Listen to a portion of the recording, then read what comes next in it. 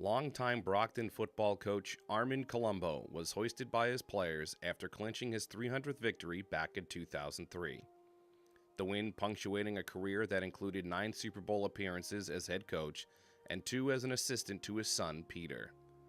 With 9 state titles, countless league honors, and a team that was nationally ranked during their prime, Armin was inducted into the Hall of Fame at Brockton High School, Stonehill College, and the Massachusetts High School Football Coaches Association. He is ranked second all-time amongst winning coaches in Massachusetts. Colombo quarterbacked an undefeated Brockton team and played in the Orange Bowl in 1948. His achievements on the field were impressive for sure, but his work in the classroom, the locker room, and his infamous office in the basement of the Arthur Staff Gymnasium might have been most valuable. Colombo was more than just a football coach. He was a life coach. He helped boys become men, guiding thousands of young gentlemen, drawing up game plans for success in the game of life, and his class of over 35 teams defined his legacy. There is no doubt that Armin is smiling down on the field that bears his name as the Boxers host Bridgewater-Raynham for the right to raise the Cape Cod Cafe Cup. Coming up next, it's the Trojans and the Boxers on Brockton Community Access and Bridgewater Television.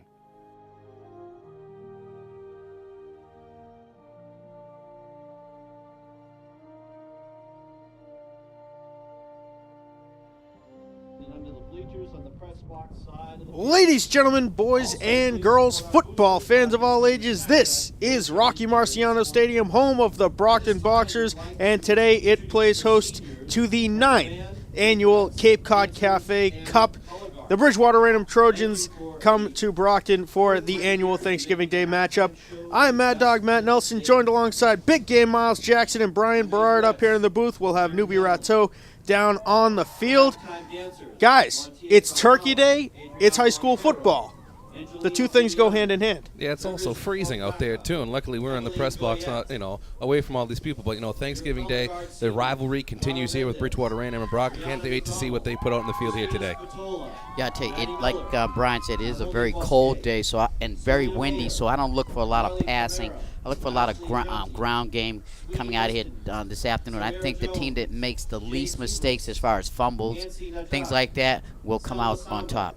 Well, it is cold, as you guys alluded to. This game kicking off, it's a whopping 13 degrees out there.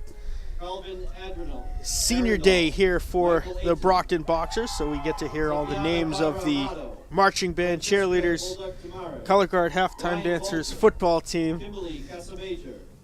Well, I tell you, Matt, these you got to hats off to the Brockton High band, marching band, and any bands around Massachusetts today because, they only have so much clothing on, and they got the instruments, and it's cold, and they got to blow those things. So hats off to our Brockton High School band. Yeah, and of course, several teams playing last night to try to avoid the cold. You even had a few games playing at Fenway Park. I mean, Mansfield and Foxborough went to triple overtime at Fenway Park. But it's cold, it's windy out there, and I understand why some teams moved to last night. But you even saw the Braintree and Milford game. They wanted to go to Wednesday night, too, and within about 30 minutes, I think the whole town of Braintree had an uproar, so they moved it back to Thanksgiving morning. So it's cold, but, I understand why some of the teams played last night, but Thanksgiving Day is meant to be played on Thanksgiving Day. The Malden High School marching band decided to pack it up at halftime. It was so cold, I guess someone's lips froze to their brass instrument. That'll do it. One of the most notable seniors on his last Thanksgiving Day here, Vinny Macrina, who has decided to hand over the reins of the marching band to some of the other staff members in the Brockton High Music Department, contemplating retirement at the end of the year. As we get ready to hear the Brockton High School marching band at least attempt the national anthem in 13-degree weather. Yeah, well, hey, we've got the Memorex recording. Everything's given. Is it live or is it Memorex? Favorite part of the annual Thanksgiving Day game is the team-up of BTV and BCA. Of course, you had to get to combine our production trucks, send some video, get 8,000 cameras going. It's always a good time. You know, learn some other things. NBC showed up. They're going to learn how to do a real production. Yeah, NBC 10 with Boston what we showed got up going here on today. It's one of the best games that you're going to see, really, in southeastern Massachusetts. It's Brockton and Bridgewater-Raynham. I mean, every year these teams, you know, usually make a deep run into the postseason.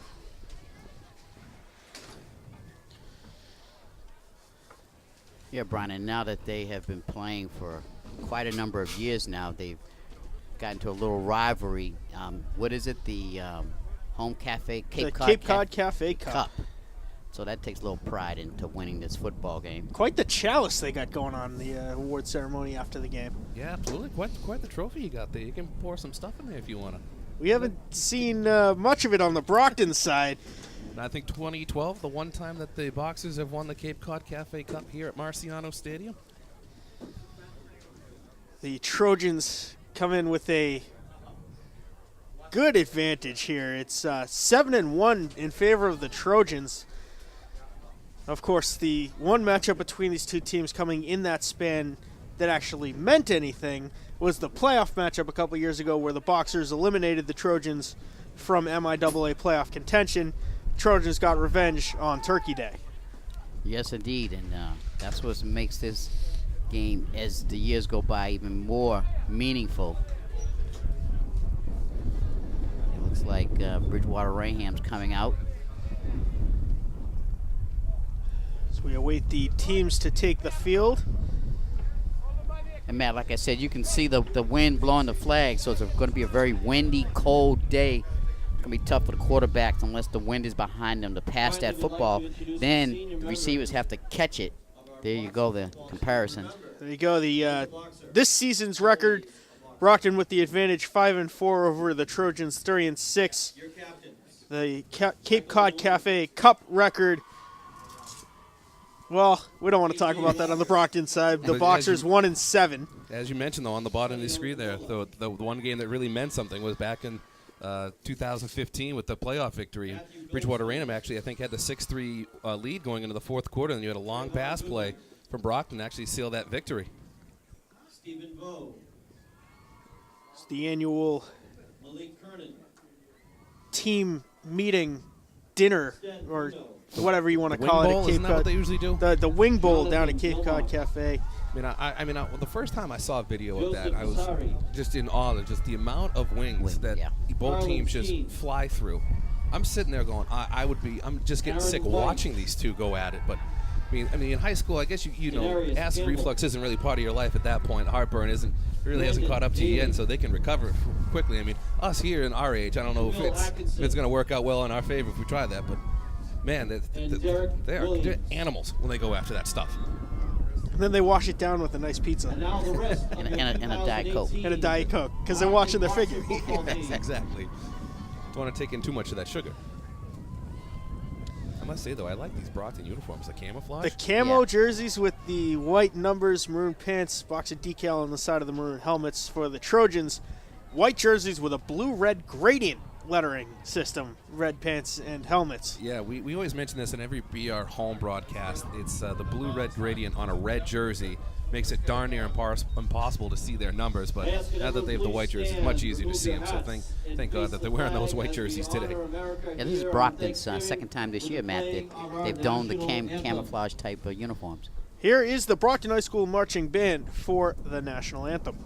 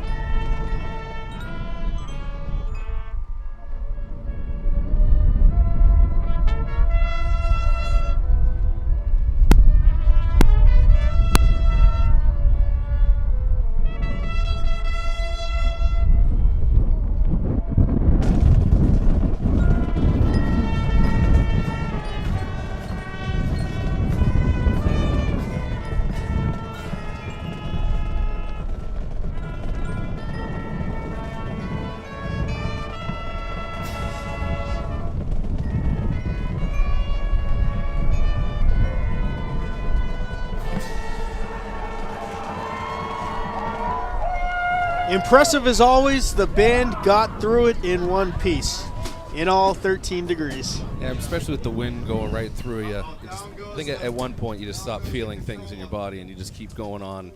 But, excellent job from the band as always. And, of course, we mentioned Vinny McCrena's last halftime shows, last everything pretty much this year before handing over the reins of the Brockton Marching Band. Well, if the last couple of weeks are any indication of what we're going to see from the Boxers today, they put up 34 points against Taunton, 42 against Barnstable, and that, of course, both happening after the passing of longtime head coach Armin Colombo, who we saw a tribute to open our coverage of today's game.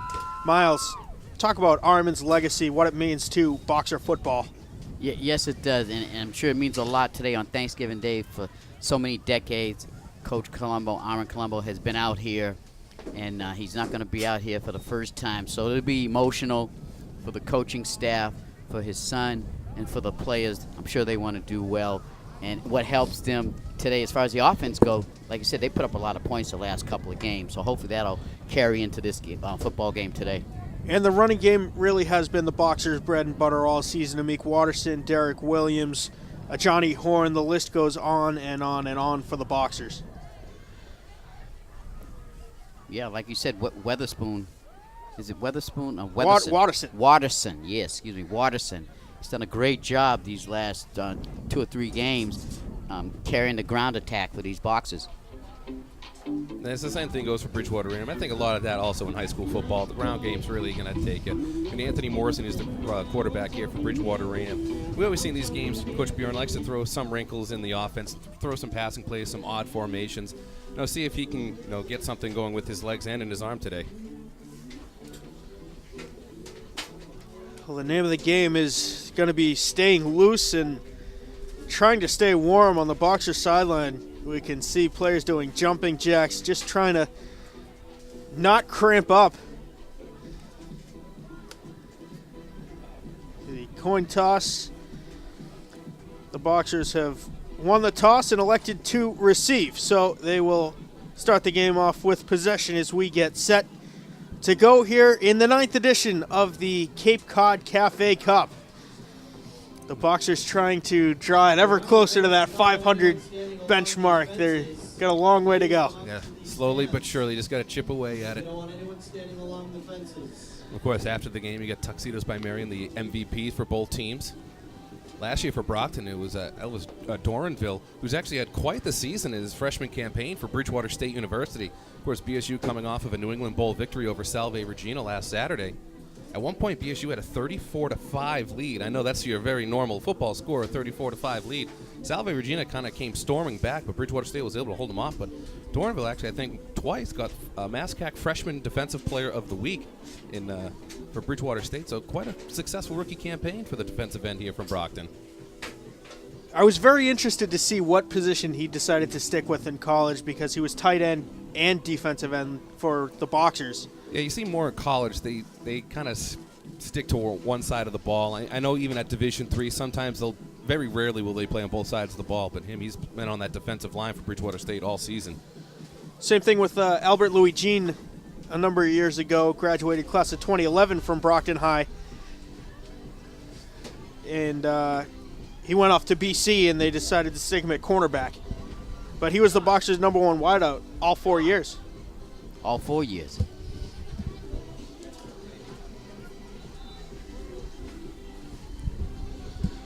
BR getting ready to kick off. The wind has blown the ball off of the tee, so we're off to a good start. Back to receive Watterson and a Johnny Horn.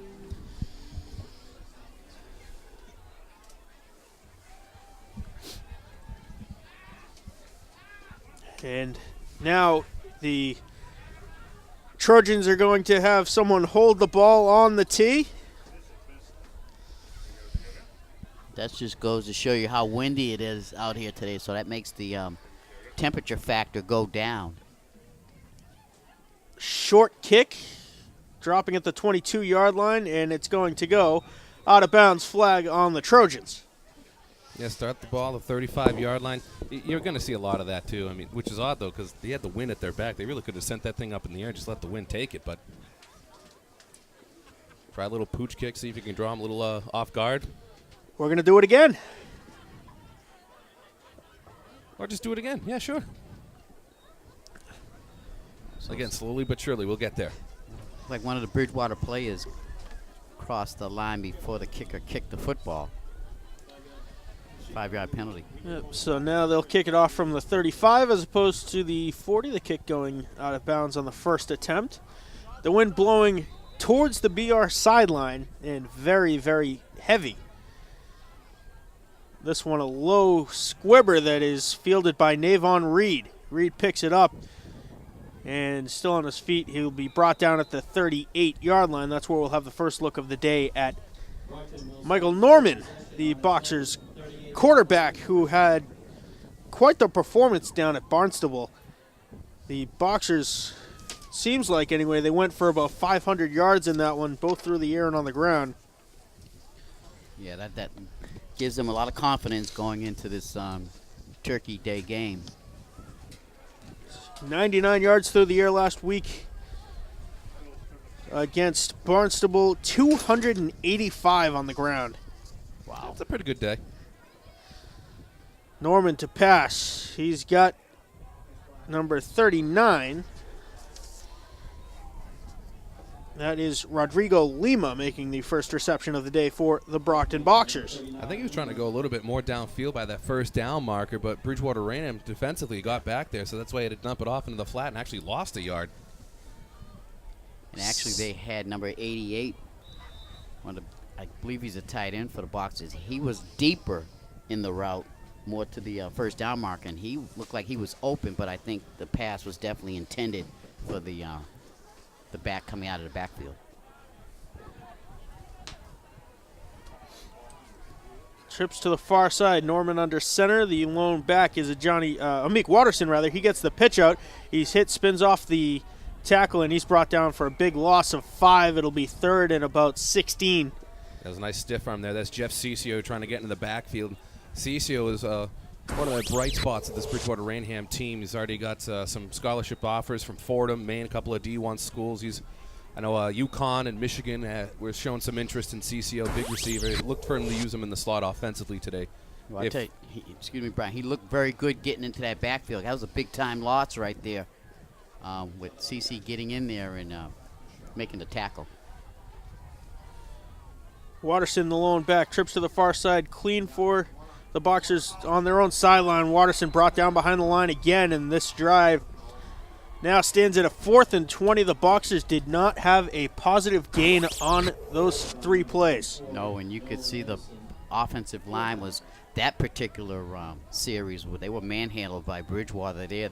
Bridgewater, nice penetration by that front line of theirs on that particular drive. Yeah, see Brockton on that drive, they were trying to spread that defense thin. The first play, dump off to the flat, trying to get runs to the outside, just not trying to run up the middle, but Bridgewater-Raynham up the middle there, just overpowering that Brockton offensive line. Carlin's Gene punting away, and it got lost somewhere in the wind, and it finds its way out of bounds at the 35-yard line of the Boxers. Yeah, he was punting into the wind, and the wind just took that right back. Brian, a net punt of 5 yards. That's not really what you want to see. It's a bold strategy. Well, it's hard, with the wind up there too, and the ball feels like a brick. Of course, with the temperature. But you see a lot of times they'll do the rugby-style kick. They'll run out to the right, run out to the left, depending on if they're righty or lefty, and just try to get a spiral and cut through the wind as much as you possibly can. So the Trojans take over at the Boxers' 35-yard line. For those keeping score at home, that is behind where the Boxers' original line of scrimmage was on their first drive of the game. Pass complete. Ooh, nice tackle. It's number 7 on the reception, Anthony Dobebe. They have Austin Hartzell as their quarterback today to start off that drive, not Anthony Morrison. Hartzell, usually they'll use him as a receiver, here and there.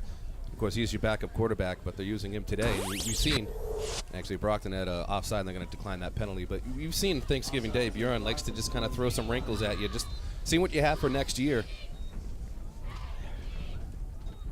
Especially, thank you, MIAA. This game doesn't mean anything. Well, the MIAA actually did agree to kind of restructure their playoff format. If I read it correctly, I think they're going to get rid of 3 divisions, go from 8 to 5 now in football. I'm sure that has a lot to do with the possible merger of the OCL and the Big Three. I don't think it's possible. I think it's going to happen. I think it's in the OCL. You've been waiting for Barnstable to join a Cape League, and that's really, I think, the reason why the OCL has been staying together for so long. But I love the idea of Dartmouth and BR joining the Big Three, making a Big Five or whatever you want to call that conference. I think we were just kind of waiting on Barnstable to make that Cape League, with Falmouth and Wareham and Bourne and those teams. The teams that actually make sense for them to be in a league with?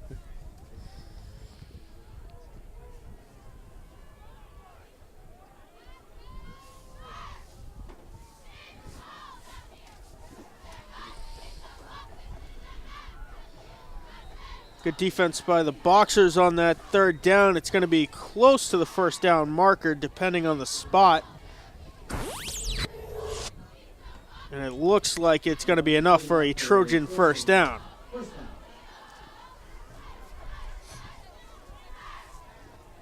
Well, Brockton's been doing a good job on Bridgewater's running game. They've gotten a yard here, a yard there, but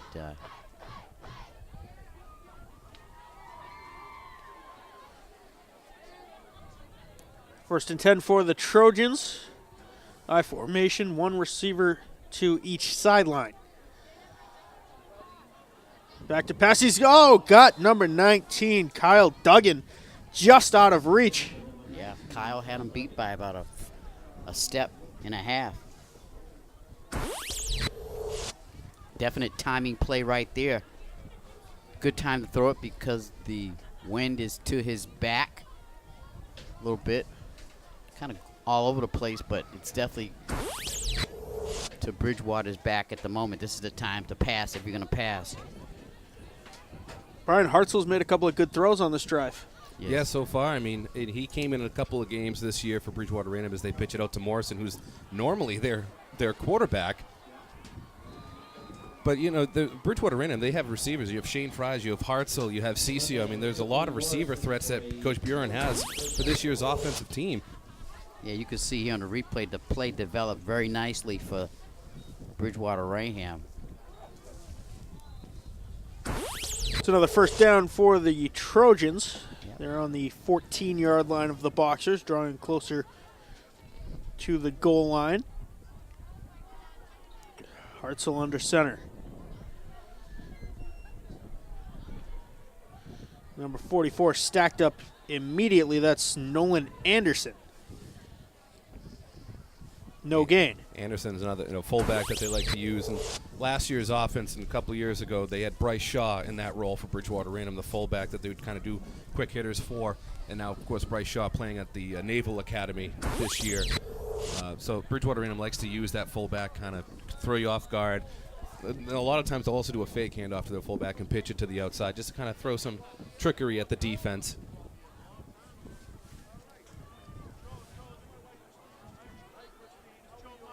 One lone wide out to the near side. Hartzell under center. Drops back to pass. Into double coverage, and strong safety was in the area for the Boxers. It falls incomplete, and the Trojans wide receiver looks hurt. It's number 7, Anthony Dobebe. Yeah, you can see right here. He tripped over one of the Boxer players who fell down. And that's not going to feel good to when you fall today, too. I can't imagine there's no give to that turf. That's right, yeah.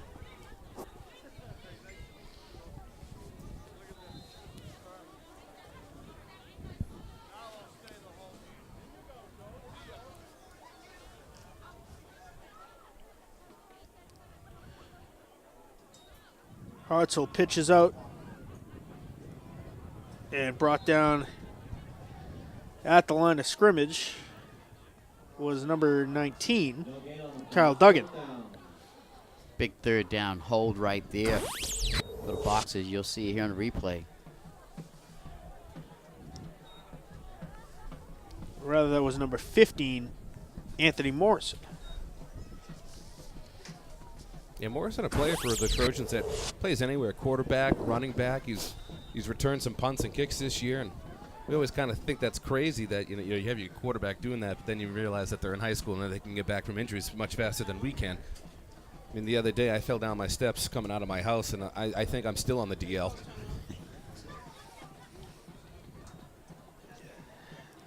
It brings up now 4th and long here. Of course, you see in high school there really is no special teams, especially I with the wouldn't wins. want to kick it today. No. So that's why, you're in 4-down territory, and, you're just trying to get, 4 or 5 yards on 3rd down to set up a 4th and manageable. But now when you have a 4th and 11, they're going to throw the ball, so Brockton can, set up a pretty good pass defense right here. Well, let me ask you, Brian, how's Bridgewater-Raynham's field goal kicking game been this year? Well, every year they, at the beginning of the year they start off well, and then the extra points they'll miss them here and there, as every high school kicker would. But the Bridgewater-Raynham really hasn't attempted a field goal this year. As a matter of fact, I don't think they have. I think they've only really attempted extra points, and that's it. Coach Bjorn really, in the past few years, really hasn't had that much of a kicker other than George Lampros a few years ago against Wellesley in the Division II or 1A or whatever they call the division a few years ago, hit I think a 45-yard field goal on the road. Other than having Lampros, he really hasn't had a kicker in a long time. Yeah. Well, especially when you see how the first couple of kickoff attempts went. One almost straight out of bounds, and the other was a squib. So, and as we mentioned, I'm sure kicking that ball today is going to feel like kicking a brick too. So it's not going to feel nice. you just got to get a couple of extra pairs of socks. Or just get a steel-toe boot. All right, 4th and 11 for the Trojans. 2 wideouts. Hartzell under center, Morrison in the backfield. Hartzell back to pass. He's in trouble. He's going to heave it up and out of reach. I think that was Morrison that got up, and it's a turnover on downs. Yeah, that was nice pressure by the Brockton defense coming in there. There were 2 Brockton defenders coming right down on quarterbacks. You can see it right there. Sheds his block and gets right in there. Big number 88 for the Boxers.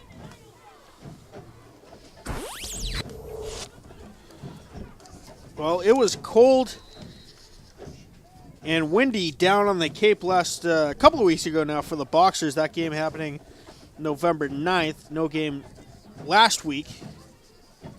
The Boxers started off slow. 1 touchdown in the first quarter. And then they put up 21 in the second. So the Boxers are a team this year that has started off slow. And then as the game progresses, they turn on the jets. A lot of times, too, you just, trying to see the matchups, you run your game, and that really goes back to good coaching, making those in-game adjustments.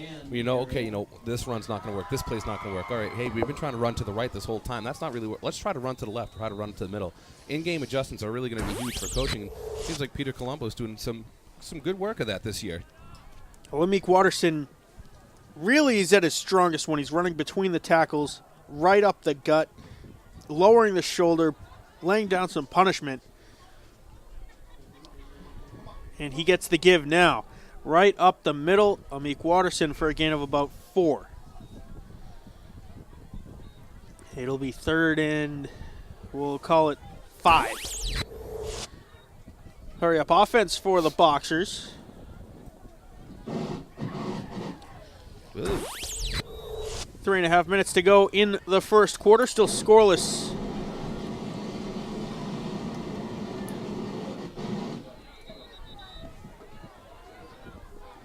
I think we're getting attacked by aliens up here. A little technical work by our TV crew. It's just a little TV snow. I think that was going over the PA system. Well, when in doubt, blame aliens. The speakers are even rebelling against the cold today. Even they're saying that. Right now we got a defensive battle. Bridgewater-Raynham held on that 3rd down situation. Now Brockton's going to have to punt into the wind. Carlin's Gene back to punt for the Boxers. High snap, he bobbles it, and now he's in trouble. He's going to have to attempt it. Nice. And it gets to the 30. It's all the way to the 33. We'll call that a decent recovery for Yes, he was Carlin's on the run. Gene. Yeah, absolutely. And I had mentioned that on the first drive. I'm sure that wasn't by design. You try to do that rugby punt. You're kind of Right. using your momentum. And The fact that he even got that punt off. Yeah. I mean, that's amazing. It was amazing. Because he had some heat coming on him.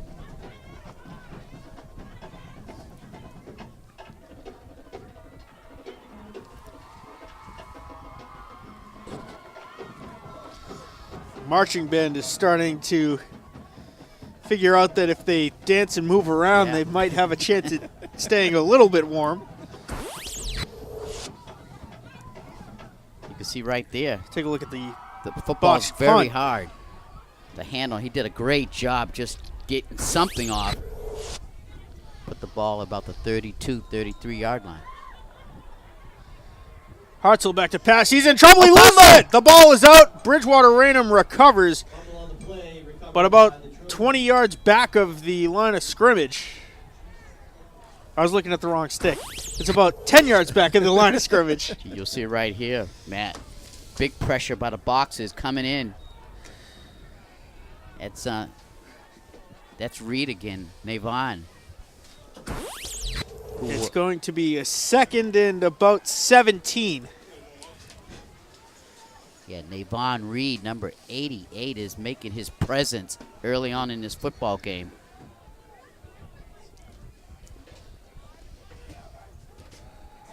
Hartzell rolling out. Pass complete and a first down for the Trojans. A big gain. Wow, that was a big play right there. Found Nolan Anderson, your fullback, just kind of coming underneath right in front of your linebackers, not expecting him to go out for a route. He's wide open there, makes a nice yards after the catch.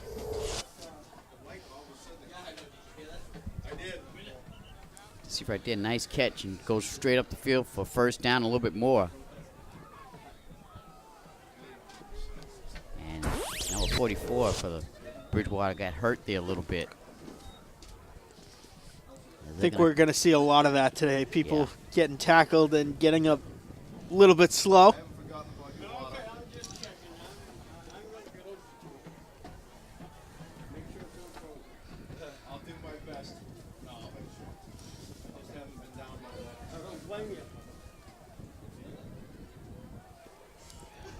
Power eye, no wide receivers as the pitch out to Morrison, and he's got a gain of about 4. Yeah, pitch out to Morrison right there. He thought he saw a hole, so he made a quick jump up the middle, up the field, I should say. Saw that it was closed pretty quick, so he jumps back out to the outside, gains about 3 or 4 yards. Good quick decision right there from Morrison, as we mentioned, who's normally the quarterback for the Trojans. Yeah, you can see on the replay, Brockton did a nice job of recovering to make sure that play didn't go any further than what it did. Good pursuit by the right side of that defense. 1 minute to go in quarter number 1. To give to Morrison right up the gut. He's got a gain of about 2.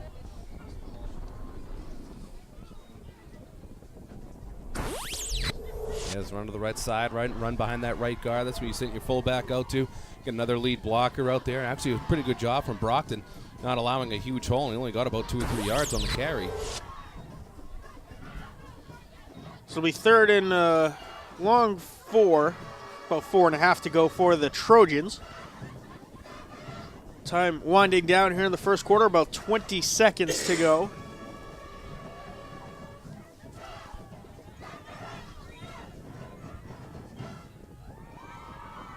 To give to Morrison, and he is stopped after another gain of 2, so it'll be fourth and about 1.5 yards. And that brings up 4th and manageable now. As we mentioned the last time BR had 4th down, it was 4th and 11. He had to try and get a pass play out there. It wasn't successful, and they turned it over on downs. Now you have a 4th and 1. Yeah. Now the playbook's wide open for Coach Biron. End of the first quarter, we are scoreless between the Bridgewater-Raynham Trojans and the Brockton Boxers here in the 9th edition of the Cape Cod Cafe Cup. Brian, what have you seen from the Trojans that gives you hope that they'll draw blood first, and then we'll go to Miles on the Boxers side of things? Well, it's because of Bridgewater-Raynham winning the field position battle right now. I mean, both of their drives have started inside the 50-yard line, and they've been able to move the ball on Brockton so far. And I think that's what gives you hope for BR, is that they haven't really had to drive the entire field yet. Miles, what does Brockton have to do to start getting their offense together? Well, first of all, they have to get some good field position. They've had horrible field position that whole first quarter that they had the football. So if they can get some good field position, it might open up the play calling a little bit. They have to be careful when they're deep in their own territory. So hopefully they can open it up in the second quarter. It is going to be a 4th and about 3 chain links. Well, this is where you probably see Hartzell run up the middle right behind that offensive line, try to get a quick snap and get that first down for the Trojans. Of course, this drive for BR started all the way back on the 42-yard line.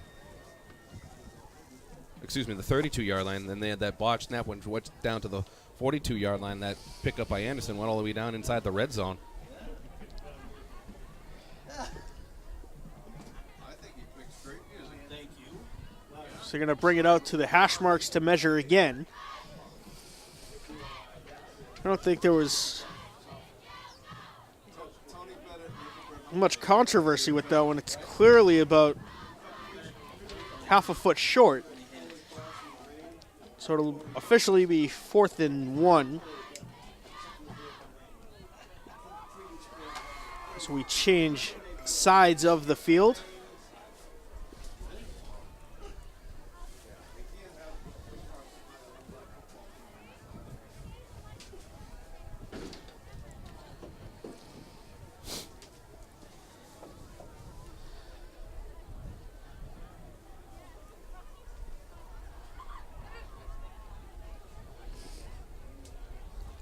The Trojans, more than likely, Brian, going to run right up the gut here. Yeah, I expect a QB sneak, and unless if Hartzell sees something that he likes and hands it off to Morrison off tackle, I expect to run up the middle, or maybe even go to Nolan Anderson. I mean, there's so many options that this Trojans offense can do, especially when they're running the ball.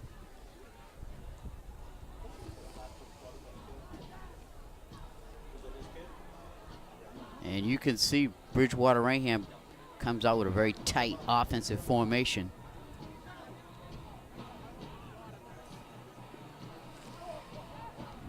They've gone no receivers on the last 3 offensive plays the Trojans have. Same thing here. Only 1 pass play on this drive so far. 3 runs, 1 pass.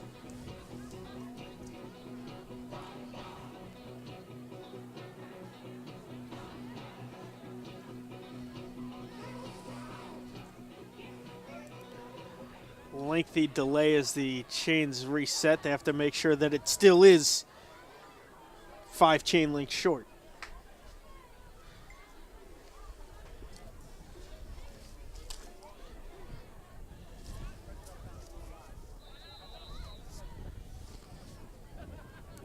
Hartzell under center. Morrison in the backfield. They give to Morrison. He's got a first down. Brought down at the 5-yard line. Yeah, Bridgewater-Raynham bringing Shane Fries in motion there to the right. So that Brockton defensive line shifts a little bit, and they think that's where the run's going to go. And then that's when they run to the left. There's a huge hole right there, plenty enough for the first down. Exactly, Brian. You saw it right there on the replay. It opened up that left side for him to get just enough for the first down. Good play call right there for the Bridgewater-Raynham Trojans. 1st and goal for the Trojans from the 5-yard line.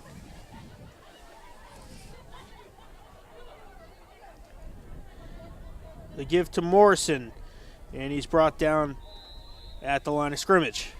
See, that hole closed up very quickly. Nice job by Brockton's defense there on the right-hand side. Yeah, he sees a hole right to the right. He looks right for him, makes that cut right there, and a good job just to swarm on him, make sure that they close up that hole pretty good. Kind of baited him in there a little bit. Yeah. Strong gust of wind coming in from the Rocky Marciano statue across the field. Sure, that's going to feel good. You got guys on this Brockton team. I mean, Amik Watterson moved up from Tennessee the first week of the season. Ooh. He's not in Tennessee anymore. This isn't Kansas anymore.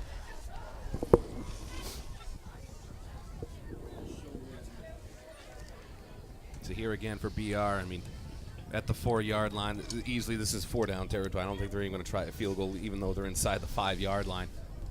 They have to go into the wind. That would get ugly fast. We're going to have a timeout here called by the Trojans. Timeout, Trojans.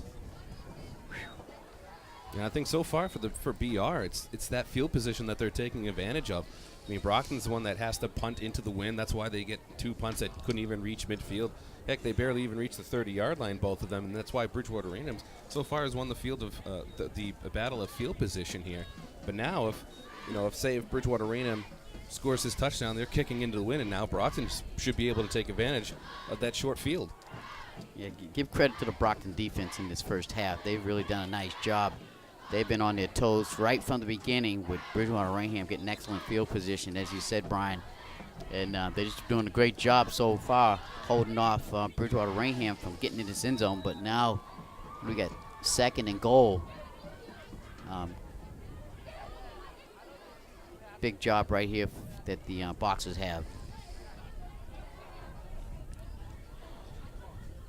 Wouldn't be surprised if you saw some play action right here. Hartzell under center. Wide open, and he dropped it in the end zone. Wow. Just went right through his hand. I believe number 42, the intended receiver, Kevin Compton. Yeah, like you said, Brian, football's hard and everything, but you see right here in the replay, he should have had that. It's right in his wheelhouse, Yes. right there. I think he's Right trying to there. look upfield. I mean, the throw maybe a little bit low, but still, I'm always of the notion if it hits you in the hand, you better bring it Better in. bring it in, yeah. That was right down the waist area. He should have had that. Yeah, play action. That was a perfect time to call it. They had the right play, just couldn't execute. Might have been thinking about his celebration before he caught the ball.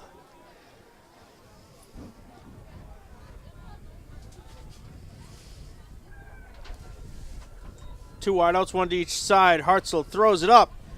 And good defensive play there by number 12, who knocked it out. That is Devin Fortes. Great defense by Fortes as he went up. Receiver had the football, but you'll see on the replay the defender got his hands in there and disrupted that catch right there. They're going for Ciccio. Actually, if Ciccio had the size advantage right there, you want to throw that ball up a little bit. I mean, Ciccio's over 6 feet tall. Make him jump up for it. He had the clear size advantage there, but a little bit of a low throw, which is able, the defensive back, just to knock that ball free, bring up a 4th and 4. Fortes undersized, 5'9", $170. So BR with the huge height advantage on that matchup, and they are lining up to attempt a field goal into the wind. Call me shocked. I mean, about a 21-yard field goal. Ball is snapped, the kick is up, It's good. and it hangs inside the post as it was Yes. spinning towards the BR sideline, and the kick is good. Bridgewater-Raynham draws first blood 3-0 for the Trojans. And a day like today, as cold as it is, the way the wind blowing, that was execution to its finest. The snap, the hold, and then the kicker kicking the ball through the uprights on a very, very cold and windy day.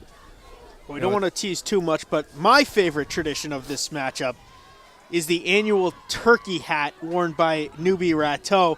I've seen it. It is a good one. The viewers will see it at some point. Oh, absolutely. I mean, it's the Thanksgiving tradition. It's pretty much the one thing that a lot of people look forward to. Newbie currently is standing in front of the heater up here in the press box. Abandoned the sideline.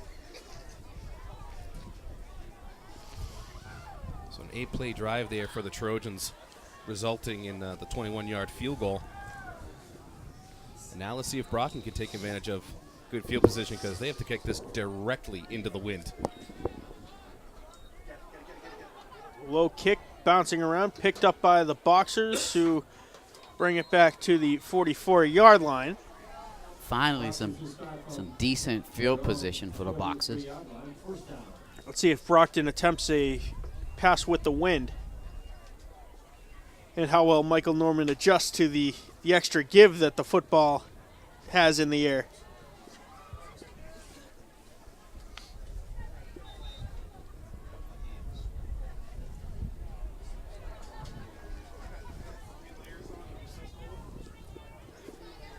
Still cold.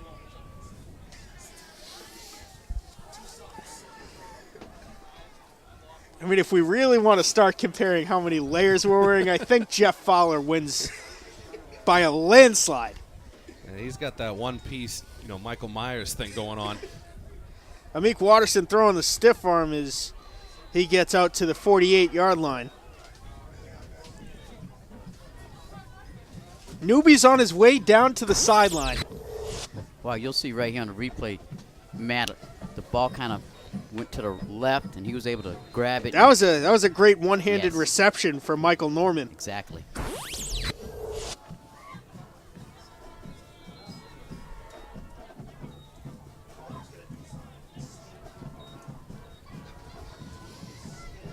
Boxers have a first down. I believe that is their first down on the morning. Yeah. You would be correct in that assumption.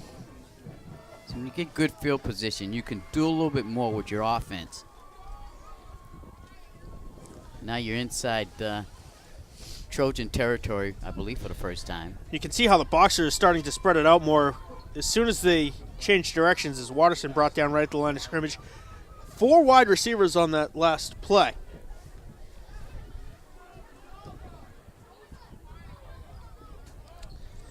Nonetheless, it will be 2nd and 10 for the Boxers. 8 minutes even left in the first half. 3-0 Trojans.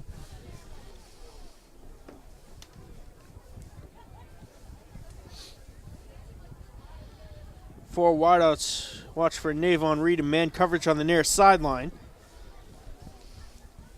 Norman to pass and broken up. Intended for Reed. Yeah, defense was in there, and big defender was in the passing lane of the quarterback. Put his hands up like he's supposed to. If you can't get to the quarterback, get your hands up. Nice job. I mean, even though you see that guy out in the flat, just get your hands up there. Just try to disrupt the quarterback, and even better, you get that pass deflection.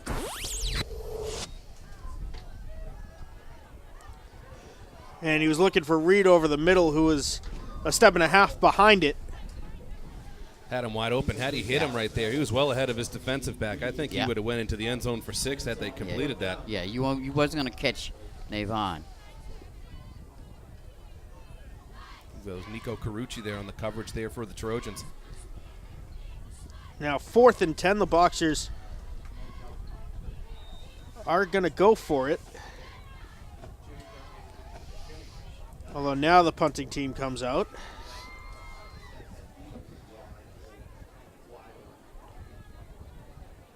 But Michael Norman, the quarterback, is lining up as the long snapper. This is the beauty of high school sports. I mean, you just see positions that normally don't play in certain positions, and they just line up and do this stuff. Sten Bruno recovering the bad snap, and his punt is high. And a nice recovery for the Boxers. It's touchdown at the 11-yard line. Yeah, that was a nice recovery by the punter, 34-yard punt there. as he was able to, was fumbled a little bit. Wasn't a good snap, but he was able to recover and get the punt off.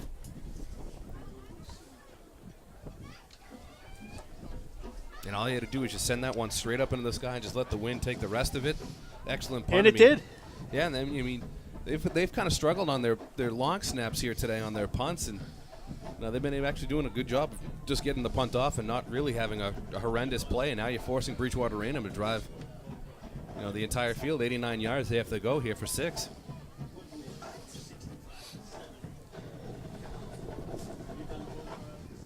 $7:21 to go in the second quarter. 1st and 10 for the Trojans from their own 11-yard line. Morrison brought down a gain of about a yard. Yeah, there's that pitch again, and he just cuts it right up towards the middle. There's just nothing on the outside there for Morrison to do. I'm getting a workout in here just chasing my papers that blow around everywhere.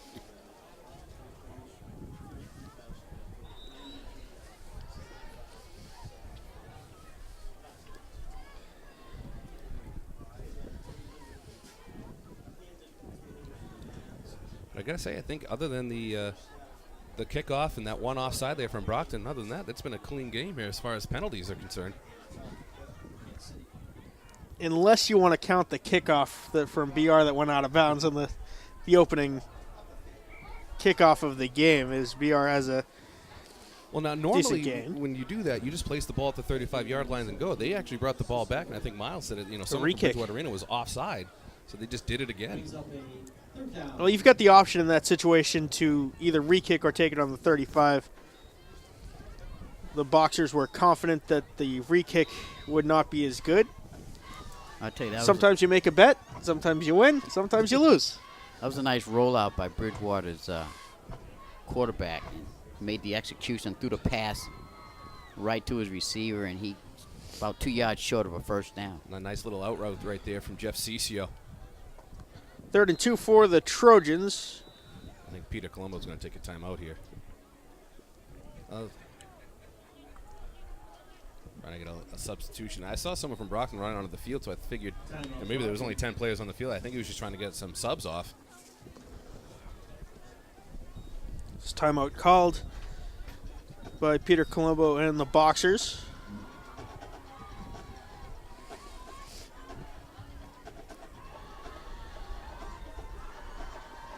See, the marching band is trying to stay warm. I just see a wall of blankets going across the bleachers in front of us.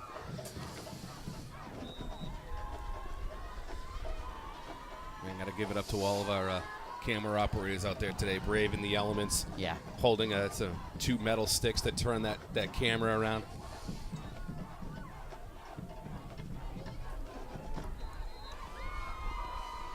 I think this one's going to be shy of the first down. It'll be 4th and a yard. Yeah, nice 3rd down hole by Brockton's defense. There, you'll see here on the replay. Stood tall and held that running back from getting the first down. I think the biggest loser today has got to be the guy in the marching band holding the cymbals.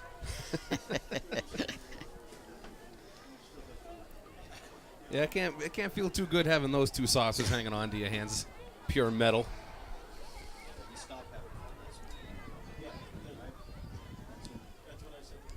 So 4th and a yard for the Trojans, who now take a timeout to talk some strategy.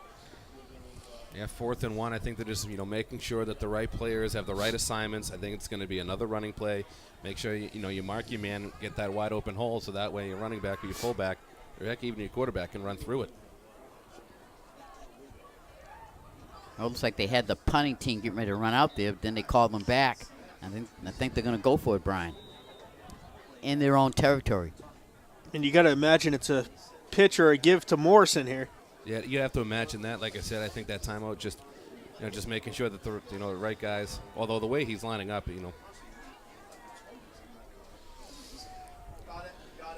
First down for the Trojans. That was Austin Hartzell on the quarterback keeper. Yeah, that was probably the most safest play with the weather factor. You don't want to try to hand it off and something happen there. You don't need much for a first down, so you just quarterback sneak. Yeah, a little bit of a risky move going for it on 4th down, especially kind of deep in your own territory. But that's the beauty of Thanksgiving. I mean, the game really doesn't mean anything. You get to just try out certain things. I mean, we always see, Buren tries to, do some pass plays, get some funky formations. Of course, with the wind, you kind of have to tone that down. But in a game like this, why not go for it?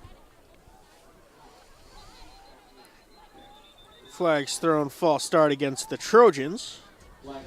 After we just got done talking about how clean played this game has been, lack of penalties except for an offsides and a kickoff that went out of bounds.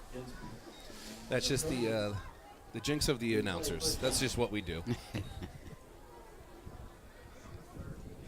was just over 5 minutes to halftime, so get to see both bands do halftime performance. And interestingly enough, I believe both bands are going to perform the same exact songs at halftime today.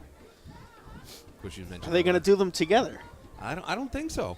I think this is going to do one after another, and of course, Vinnie McCrena's last halftime performance.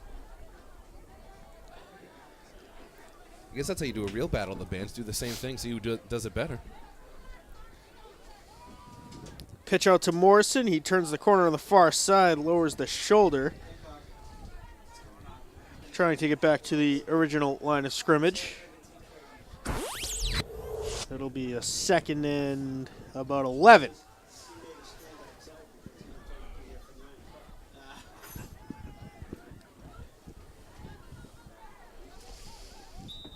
So Morrison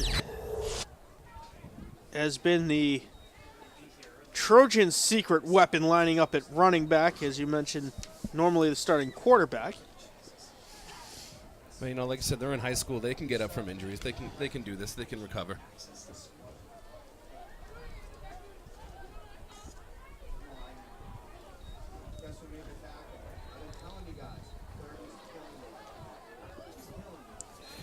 Nice stop there by Brockton's defense, number 32. Josiah Asari on the coverage for the Boxers. Yeah, you can see the pursuit right there. Excuse me, number 30. Yeah. 3:45 to go here in the second quarter.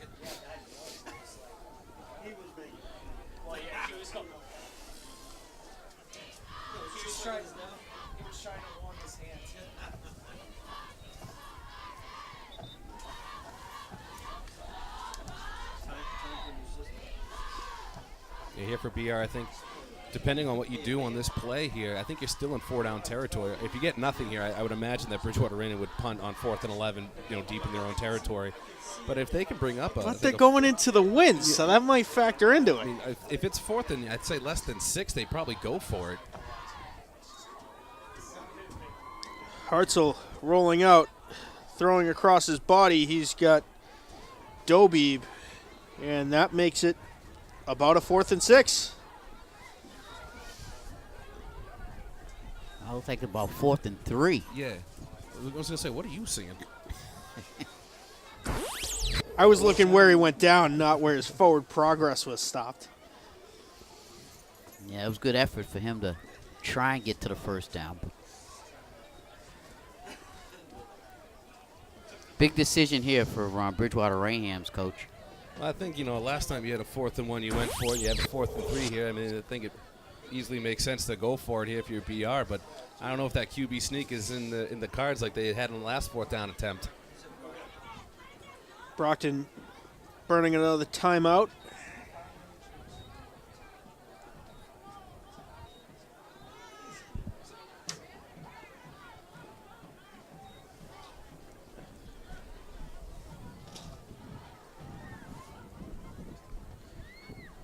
So a slow going first half in terms of scoring, just the one field goal from Bridgewater-Raynham. A beautiful gust of wind comes through. Beautiful. Just when you thought Just a you little were sea breeze coming in from the fairgrounds. Just when you thought you were starting to warm up, Mother Nature says, nope, no, you're not.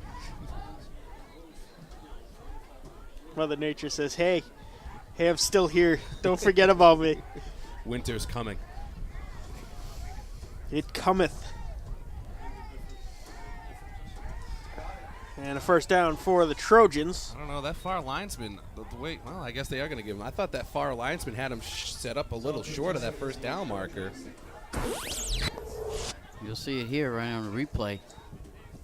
Again, a quarterback sneak to the right side of his offensive line, right between the center and the guard. Might have been a little generous of a spot once you look at the replay. Like I said, I think that far linesman initially had him short.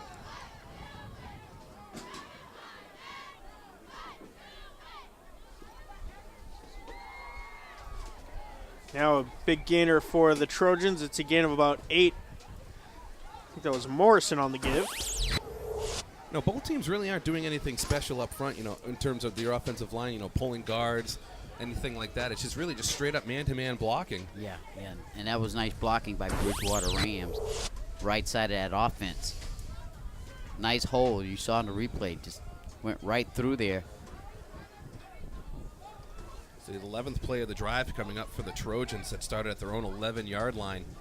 Already taking up 5 minutes off the clock here. The give to Morrison. He's got another first down for the Trojans. 2.5 to go in the second quarter, and now it's a race against the clock for Bridgewater-Raynham to see if they can punch it in. They've had a lot of success running the ball on this drive. Yep, right there.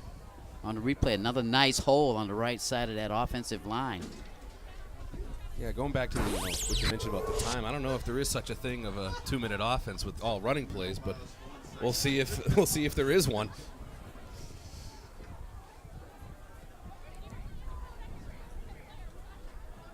Hartzell back to pass. He's in trouble. Hartzell gets decked as he throws. No receiver in the area.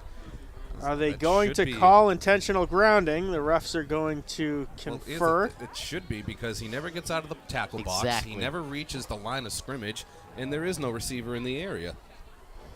Yeah, and you can see the coaching staff on Brockton's side doing a gesture, hey, intentional grounding.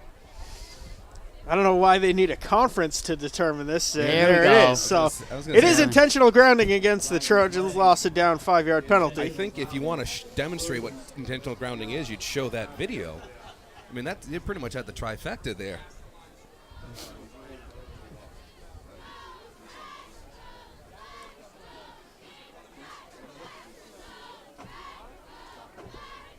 It's always interesting to see the fans try to call what penalty it is. Someone just said he was in front of the line of scrimmage when he threw it. Why not? So that'll be a loss of down. So that brings up a 2nd and about 20 to go for the Trojans.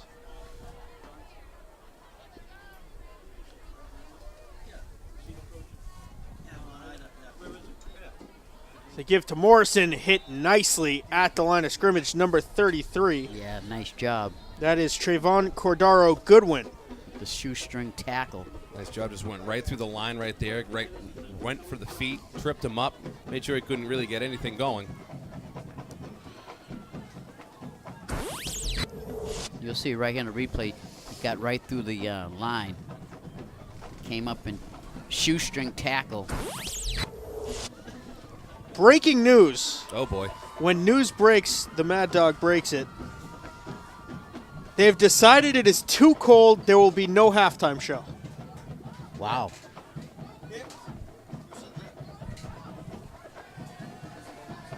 So they'll just go right into this, 5-minute break and then go right back into the football game? I'd imagine 10 minutes, 10 get the minutes. kids into the locker rooms, warm up a little bit. Get them back out here.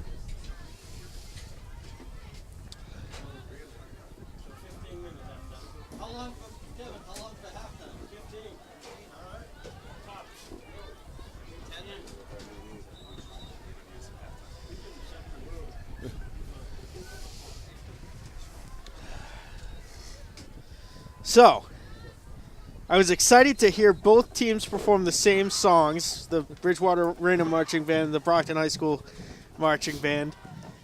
Instead, nothing. Well, at halftime, then we'll play some interviews that we have from Dominic Damiano, 4 Deep Sports, with head coach Dan Buren of Bridgewater-Raynham and Peter Colombo of Brockton, talking about the Thanksgiving Day game and all that fun stuff. I think we should all come back Saturday and have the marching band perform Vinnie Macrina's last halftime show here. You guys could do that. I'll be at Chestnut Hill.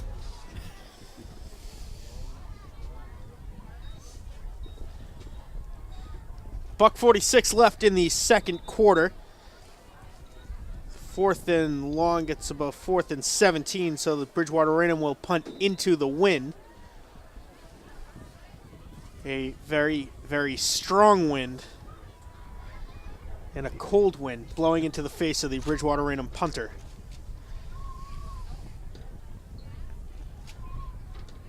Now, these timeouts. They're going to wait for the gusts of wind to settle down. Well, that's what usually when it'll just pick right up. I've learned one thing in my 25 years of life. If you challenge Mother Nature, you usually lose. Yeah, there's about, 7 Sharknado movies that prove that point? 8th one coming out, next year? I thought this was the end, but then again, we kept saying that after the others. That's like Rocky. They just kept making more.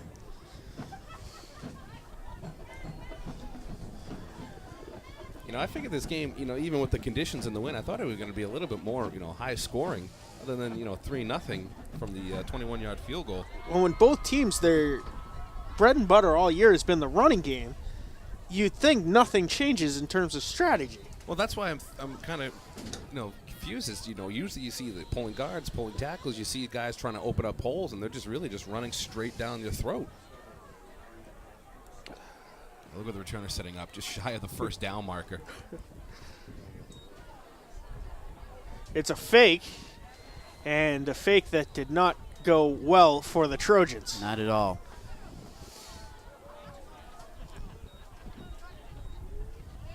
Like I said, it's a Thanksgiving game. Of course, it means nothing in the standings. Might as well try some of these plays. It's turnover on downs. Brockton takes over with minute 40 left into the second quarter, trailing by 3 with their best starting field position of the day.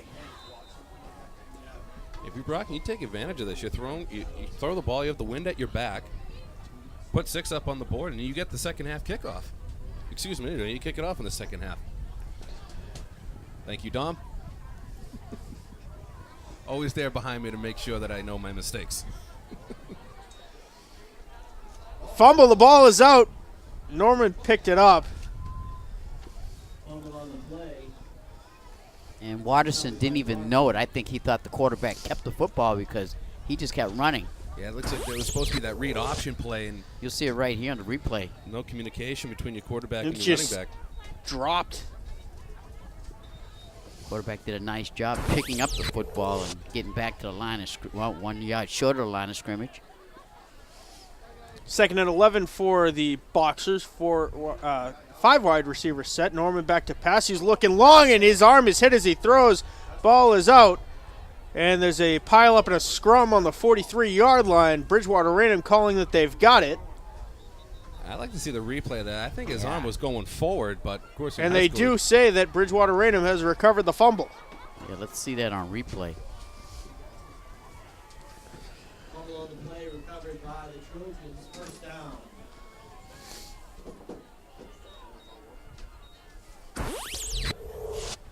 Let's take a look right here. Yep. His arm was absolutely going forward. Get Tom Brady and John Gruden on the phone.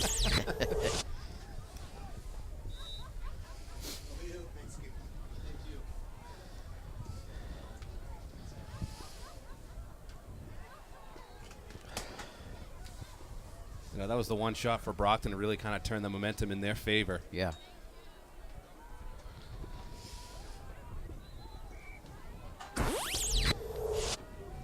You can see it right here again, Matt.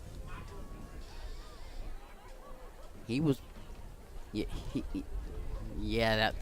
That was Dobib that was applying the pressure and hit Norman's arm. See it again. He's right there. He's in the motion of passing the football, but at that very split second, the ball's knocked out of his. That's a tough call.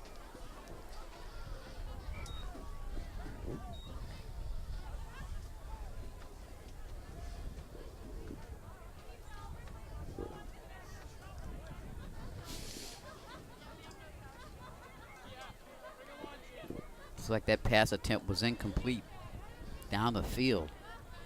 So it's second and about 6 for the Trojans. 17 seconds left. You'd imagine even in the cold and with the wind that you could take a couple of shots for the end zone here. Well, your marker there says second down. Now they just flipped it to third. And BR is just going to take a knee and end it. So we enter halftime 3-0 Trojans over the Boxers. One lone field goal, the difference to put BR up. Brian, very, very slow going here for these two teams. Yeah, absolutely. I mean, just really trying to do that run game. The passing game's just not working, especially downfield. We see Brockton tried it once. They had the receiver wide open. Couldn't quite connect with them. Trying to, dump it off in the flat there, get some quick in routes, out routes there. 4 or 5 yards downfield. Other than that, just running right up the middle. And both defensive lines are doing a pretty good job of snuffing it out. I mean, Bridgewater-Raynham, the reason why they have a 3-0 lead at halftime is thanks to the field position that Brockton gave them because they were kicking into the wind. Miles, do you see either team with a big strategy shift at halftime? No, not really. Bridgewater-Raynham's done a better job of holding on to the football longer than Brockton has. Brockton needs to really try to get some time factor on their offense and drive that ball down the field a little bit more, and hopefully they can somehow get something in the end zone. 3-0 Bridgewater-Raynham Trojans leading the Brockton Boxers at halftime in the 9th annual Cape Cod Cafe Cup. Instead of the marching bands, I think we're going to hear from Dom Damiano at the Cape Cod Cafe with Dan Buron and Peter Colombo. We will be back for second half action right after this. Joined by Dan Buron, head football coach over Bridgewater-Raynham. And like I was telling Pete, I can't believe this is the 9th annual meeting already. I just said the same thing to Jimmy Fenton from the Enterprise. I said it seemed like yesterday we were here for the first ever, Cape Cod Cafe Bowl, and just means I guess we're getting old, Dom, because time flies by. But no, you look back on it, and it's really turned into a great rivalry. It really has. It's funny because that's what Peter said. Don was showing our age. So how are we doing for injuries going into this game? We have a few seniors that won't be able to play, unfortunately for them. But we're where we have been the last couple of weeks. So, again, we're young, and, experience is a factor this year for us. But we'll be ready to play, and I think this game brings out the best in all of us. Absolutely. One of the other big things. What's the coaching's mindset? You know what type of team you have. He knows what type of team he has going into this game. What's your outlook, and what are you trying to distill in the kids to get ready for Thanksgiving? Well, just pretty much the same as every week. We have to play, good, sound, fundamental football. Brockton's playing very well right now. They're on a nice little run, and so defensively, we just can't give up the big play. And that's the thing with Brockton. They're capable. Every year we've played them, they have some very explosive athletes. So if we can slow them down a little bit, and the best way to do that is keep the ball on offense, and that's kind of been our MO over the years. Is we're going to control the clock, control the ball, and again, that's easier said than done this year because their defense is what I've really noticed the last couple of games have been playing really well. Has stopped some pretty good offensive teams. So we're going to have to play a perfect game, to be honest with you, and then when that happens, special teams will be a huge factor, and our special teams have been playing pretty well. So hopefully, field position is going to become even more paramount when you play a team like Brockton. All right, Dan, happy Thanksgiving. All the best. Well, happy Thanksgiving to you, Dom. Thank you for what you do, and I'd just like to wish all the viewers and fans out there a very happy and safe Thanksgiving.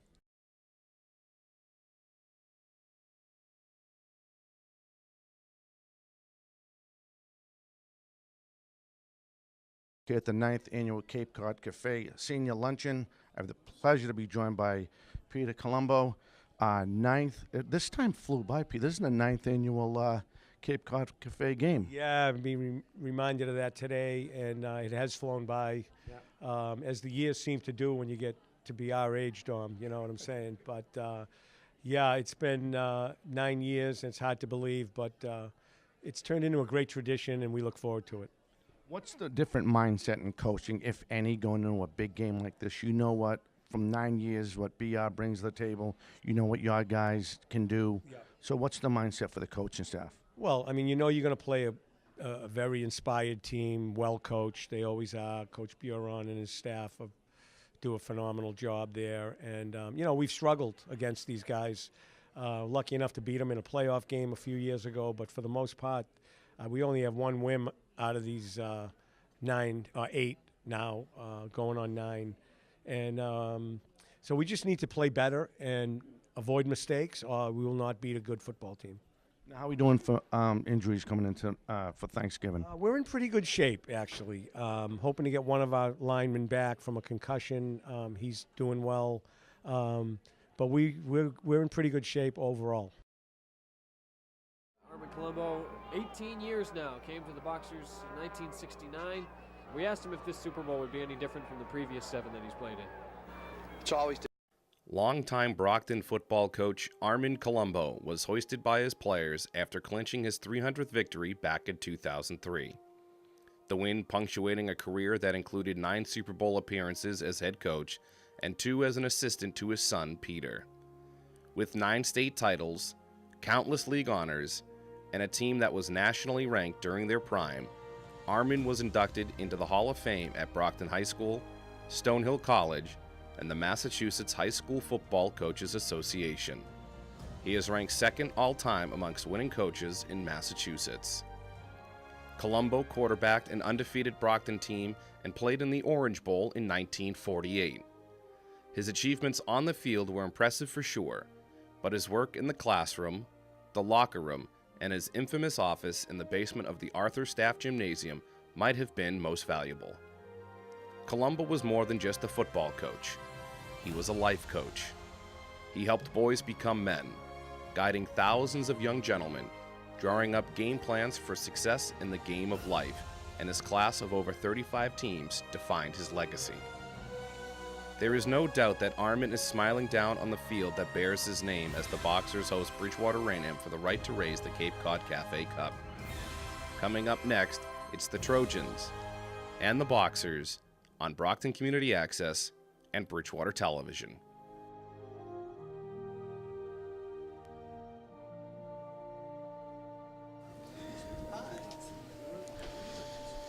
Well, there it is, Dom Damiano with both Dan Bureau and Peter Colombo at the Cape Cod Cafe, the annual luncheon, and then, of course, the memorial video put together for in honor of Armin Colombo and sweet memory. And we have Newbie down on the sideline. Newbie, let's see that turkey hat. Here.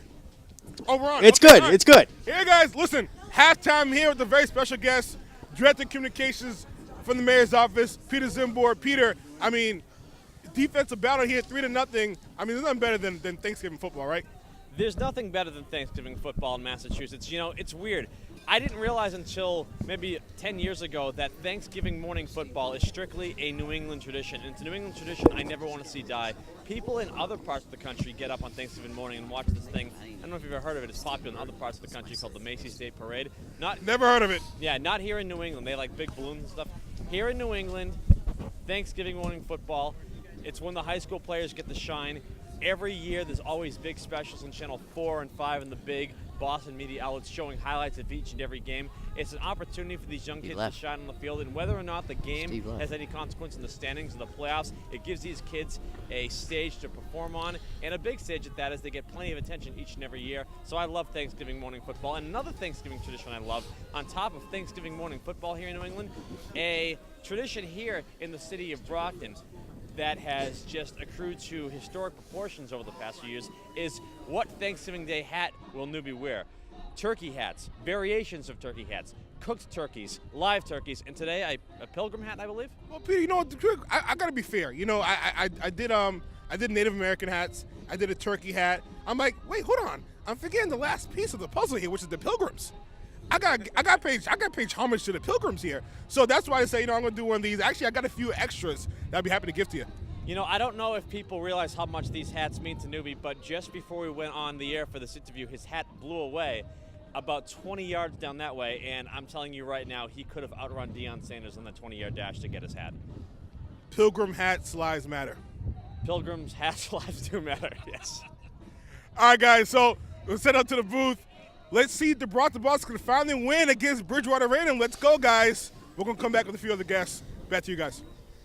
Well, Newbie has been in training to race against Vanessa Clairvaux, the Olympic hopeful for the nation of Haiti, Brockton track legend, Vanessa Clairvaux. So it's good to see he's off to a good start in his training. What I liked, I'm sorry I missed the hat blowing down the field. I would love to see Newbie sprinting after that hat faster than Barry Sanders.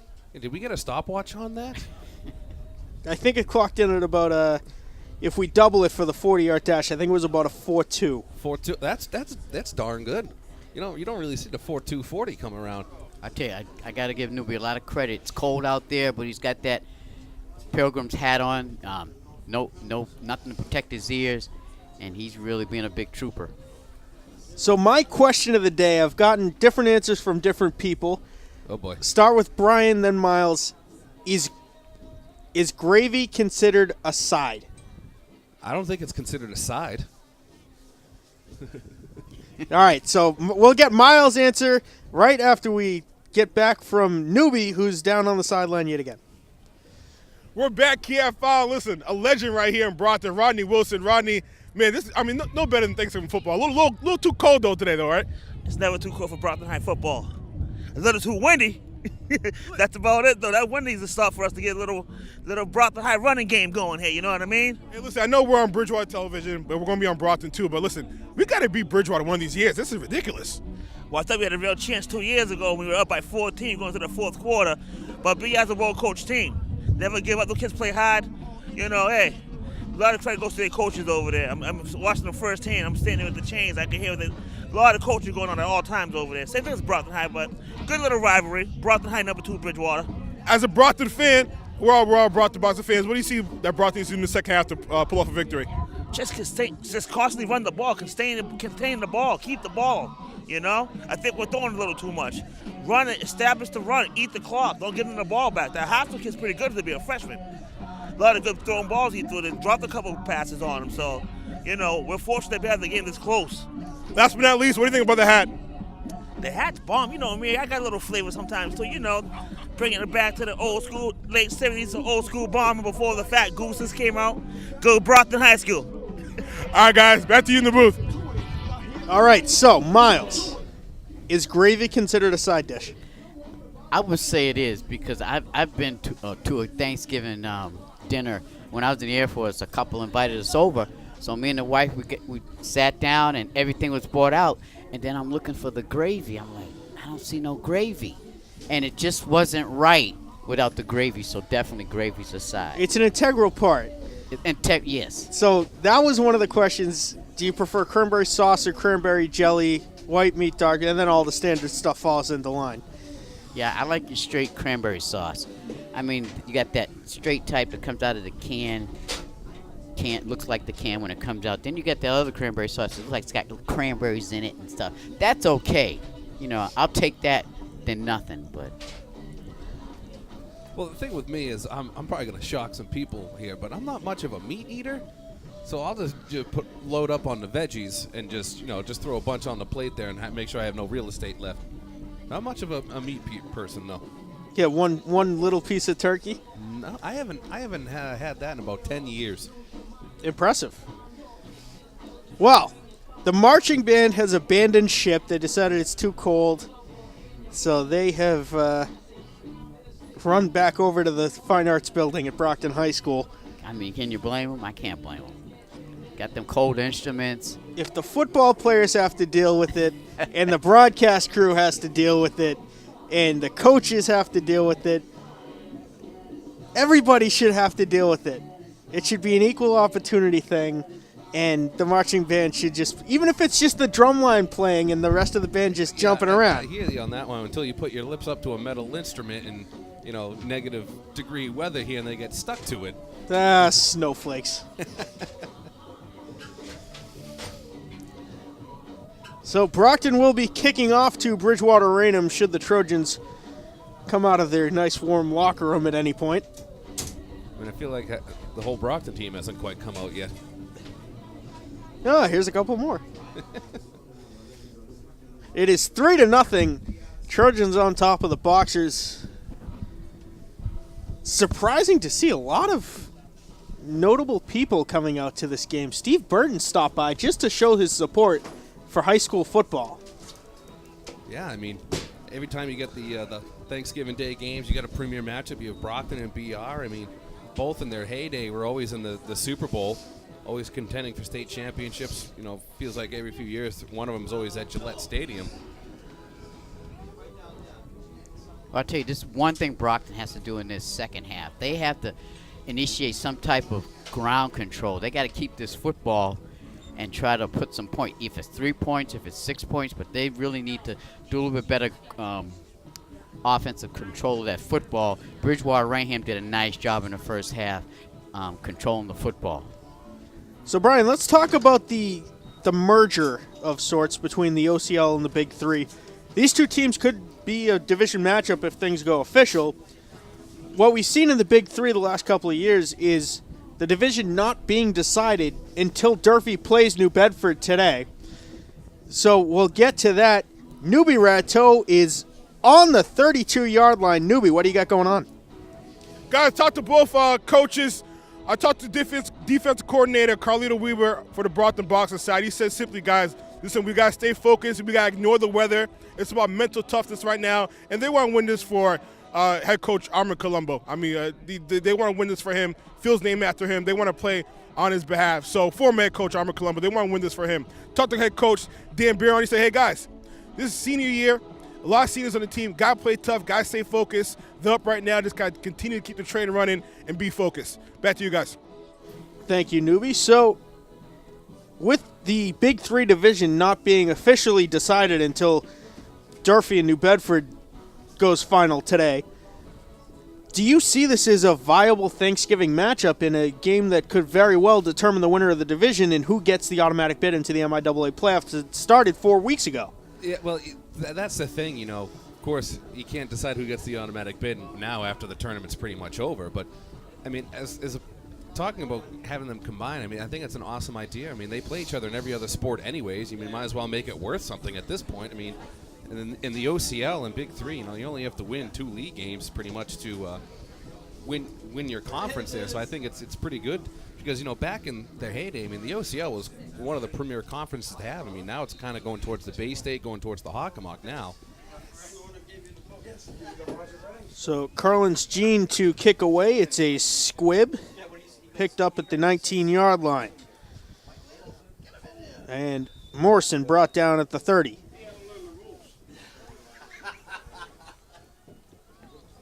Yeah, we're going to have to really depend on Brockton's defense to even make something happen, get a turnover or something in Bridgewater's own territory to really lift the spirit to this Brockton offense. Yeah, what do you guys think, though, of the OCL and the Big Three merging? I mean, I think it's a wonderful idea. I think it's about time something happened because the Big Three has been, for the most part, Brockton in every single sport. Soccer the last couple of years, New Bedford's put up a competition. But it's just the 3-team leagues are ridiculous because then you got 20 teams in the playoffs and it goes on and the competition is not good. Yeah, absolutely. I mean, I agree with you on that one. I mean, it was about time. As I said, they play each other in every other sport anyways. I mean, might as well make it worth a little bit extra now. And you can't really blame Barnstable for not wanting to be a part of it, driving up 2 hours in traffic on absolutely. from the Cape and then having to go back home after the game. That's why in the original OCL, Falmouth was one of the first teams to leave. I mean, especially they were tired of going to Quincy, and that's why Quincy was out of it. The Plymouths left it pretty quick, too. I mean, that makes sense. One lone wideout to the far side for the Trojans. They give to Morrison right up the middle. Gain of a couple. It'll be third and about 4.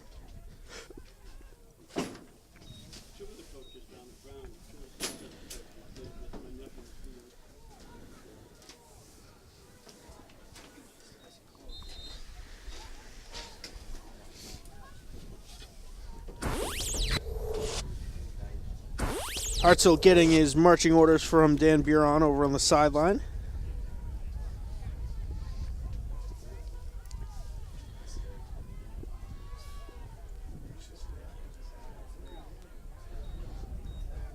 Matthew Buron, the lone man in motion, he becomes a blocker. They give maybe a gain of a yard depending on spot, so it'll be fourth and about 2.5. Yeah, a big third down for Brockton's defense. They want to make. I'm sure Bridgewater probably will go, but it's going to be tough with fourth down and about 2 yards to go. Let's say Brockton can really turn things around here. And we flipped again, so Bridgewater-Raynham has the wind with them. You know, the closer this game goes and the longer it goes on, I mean, the fact that Brockton's going to have the wind with them in the fourth quarter, you know, that could be a sneaky big factor here if it stays a close scoring game. And lest we forget, as the balls stay out in the cold, in the cold, dry air, that they tend to lose a little bit of air pressure. What makes you say that? I don't know. It seems like everybody knows that except for the NFL central offices. Are we talking about the ideal gas law now? We're going to get a little science lesson going up here? Science, the more you know. Need Bill Nye up here. Bill Nye. There's a name I haven't heard since, Wow. let's see, since Fox decided that he was at the World Series instead of Sandy Koufax. Wow. The referees just gave Bridgewater-Raynham a nice spot, but I hopefully they still didn't make think it. it's going to be a Short. chain link short. I think And they're going to, I think you got to measure this one. It looks They just awful close. You got to pull the chains out to the hash mark. It's Brockton ball, I think. Yeah. Pretty sure I saw the referee pointing the other way. And now the ref has to hold it so the spot doesn't go. And now they're going to call the chains out onto the hash mark to officially determine it. Looks like it's right on the line. That was another generous. They remarked it. And very generous. That's going to be close. And they're calling for the chain gang. Yeah. They're not paying attention on the far sideline.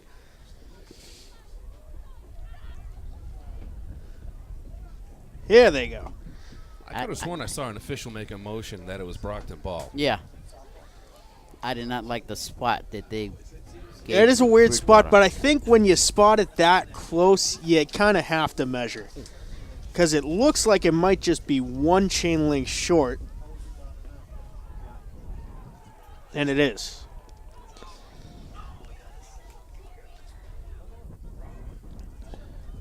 Oh, they're still trying to. You gotta pull it to the distance. There it is.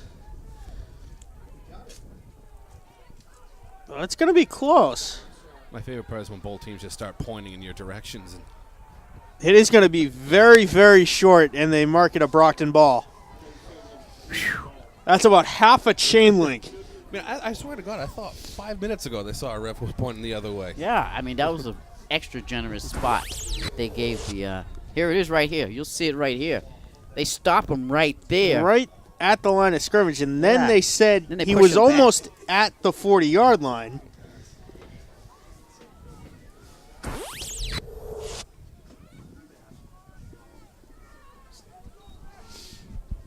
So Brockton ball, after all that.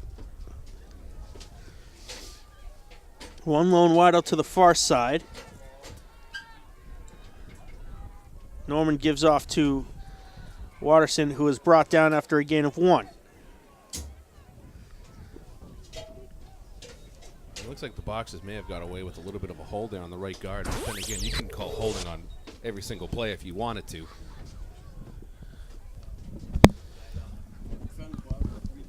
It's a little hold.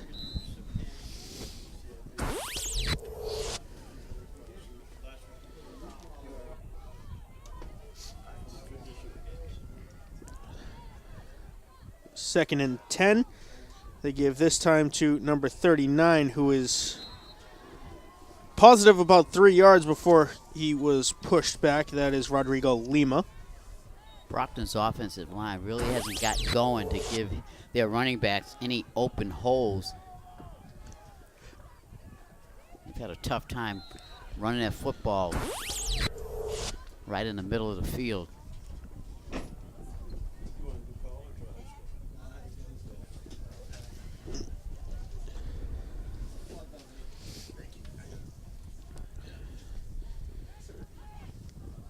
It's actually warmed up a bit down there. We went from a whopping 13 to a balmy 16 degrees. I could definitely feel that one, too. So we're going to get a false start here, I think, on Brockton. Yeah, you can definitely feel the heat wave coming. Oh, yeah. This is beach weather. Yeah, that's a tough break on Brockton. That was third down. Now they're going to be like third down on about 15.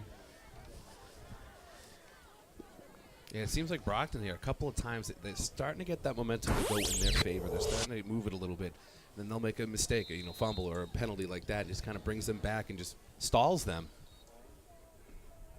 Yeah, Right the right side there, of that, yeah. right side of that line. The right guard responsible for that false start. That was a 5-yard penalty, so about 3rd and 11. 3rd and 11, yeah. Norman gives off to Watterson. Watterson to the 35 before he's brought down, so that'll bring up a 4th and about 6. You see, oftentimes when you get that, and Bridgewater-Raynham actually saying that they have the ball here, but Yeah, the whistle's already blew. yeah, the forward momentum will stop it. Exactly. At that point, you just keep your legs churning. You don't know what's going to happen. You're going to run over someone. Someone can miss a tackle. The referee doesn't blow a whistle, and you just keep going. But I think this is a sneaky big 4th down here for Brockton. If they can't convert here, Bridgewater-Raynham can take some more time off that clock. I know that sounds crazy to say that with over 6 minutes left in the 3rd quarter, but it feels like you kind of have to win that clock possession right now. Exactly. Clock possession is a big key factor in this second half. And especially if you got a 3-point lead, you just want to hold on to the football.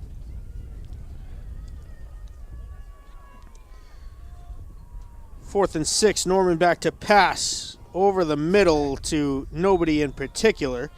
It looked like it was intended for number 18, Trey Shula Hall. Turnover on downs. So BR takes over on downs. Yeah, he didn't get a good grip on that football to really pass it. You'll see it right here.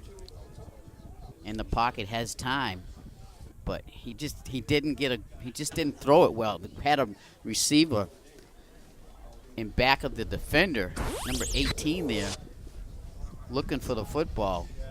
That was actually a good route, a good play call, I should say, from Brockton there. You had your outside receiver do a comeback route, then you had your slot receiver go deep. You're trying to see what your safety is going to do. Of course, your safety, bites on that comeback route, which I think he was trying to find the receiver on the seam route there. Of course, the poor throw. Give to Morrison. Gain of about 8.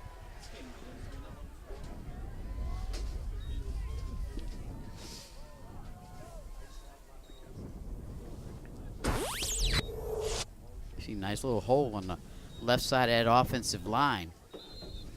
Gives his runner a chance to gain some yardage. Something Brockton hasn't been able to do on offense is give their running backs an open hole. Got to give a lot of credit to both defenses. They really haven't allowed an explosive play. I'm talking about 10, 15 yards. I mean, yeah, you've seen 8-yard runs, as you saw right there, but you're not really seeing these explosive plays with these huge holes, and they're really just getting free. Morrison's got a first down for the Trojans, close to midfield.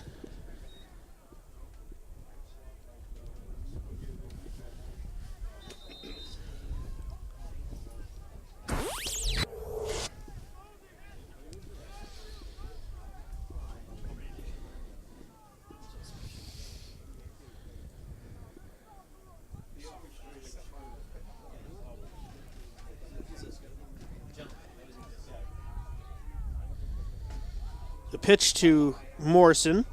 He's across the 50 to the 49, might spot it at the 48.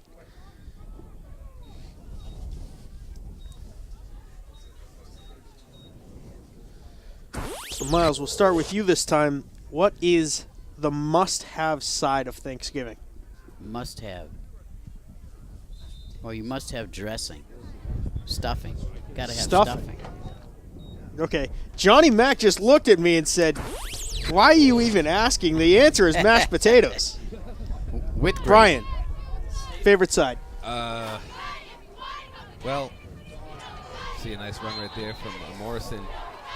For me, I mean, I'd have to say about a Sam Adams. Sam Adams. That's respectable. Respectable. Wow, you'll see right here the replay. Big gain. Bridgewater's really establishing a running attack on this possession. I think I'm going to concur with Johnny Mack. It's going to be mashed potatoes and gravy. Oh, yeah, mashed potatoes. I mean, that's a side for anything. You can eat that any day of the year. Morrison carrying the Trojans on this drive. He's got another 8 yards. Nice. Bridgewater-Raynham starting to run to the outside of that field a little bit. You see that pitch out right to the left side of that offense. Gets around the corner.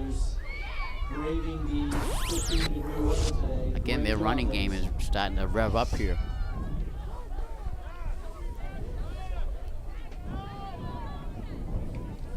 And they've got the wind behind them.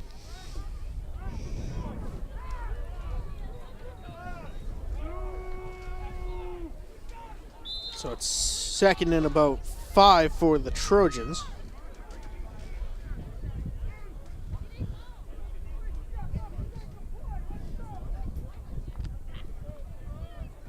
.33 to go in the third quarter. Give to Morrison. He's stopped. The ball's up. Brockton has it. Brockton has recovered the fumble to the 40, the 30. It's a Johnny Horn to the 20, the 10, the 5. Touchdown Boxers.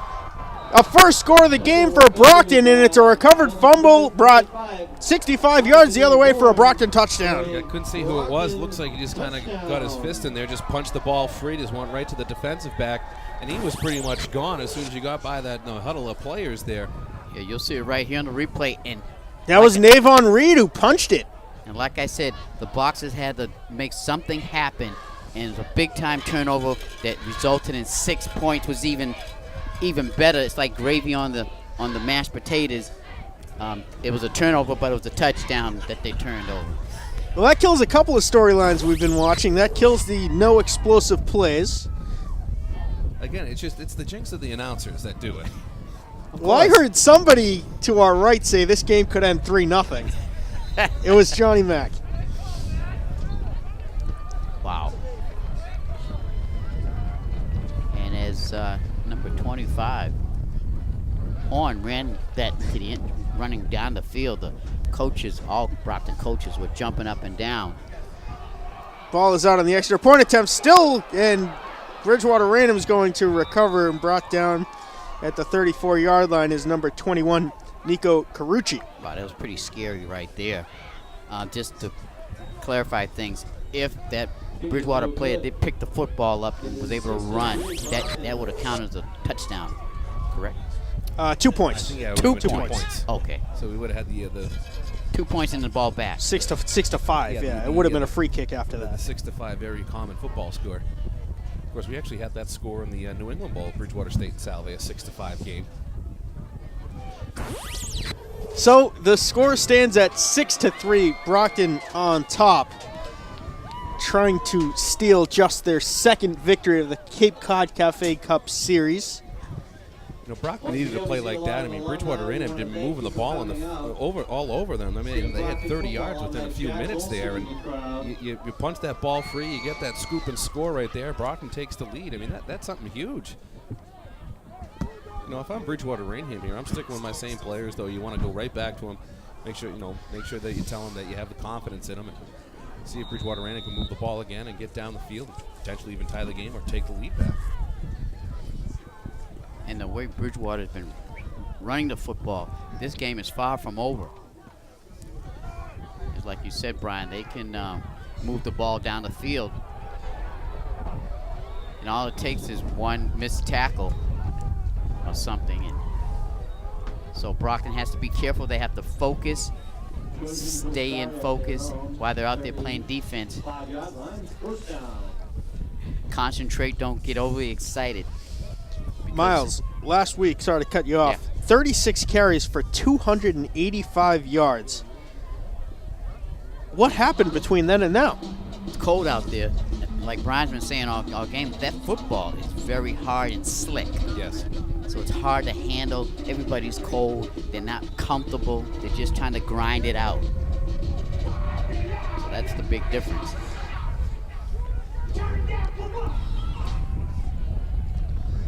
First and 10 for the Trojans from their own 35-yard line. Give to Morrison, stopped at the line of scrimmage. I can hear that wind. It's really getting nasty out there as far as the wind blowing. Just makes it more colder. Yeah, you hear the wind that just makes you colder. Even though we're inside with the heat, a little bit of heat. A little bit of heat. You sense the chills down your spine.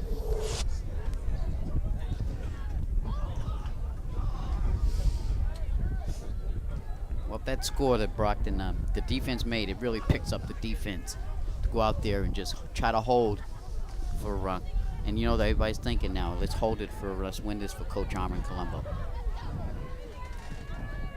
Well, it's one thing to have the wind blowing at your back as Hartzell drops back to pass, looking long in, looking for Dobib. A little bit of a miscommunication. Dobib was behind everybody. Yeah. And he had him. All you had to do was lead him a little bit better. Yeah, Horn was covering him, and he had Horn beat by a step or two, but it looks like Horn could have came back a little bit more and made more of a difference. Like he did get his hands on that football for him. Yeah, there's a very big difference if you're Bridgewater-Raynham and Brockton right now between having the wind blow at the back of your neck and then being Brockton and have it blowing into your open eyes.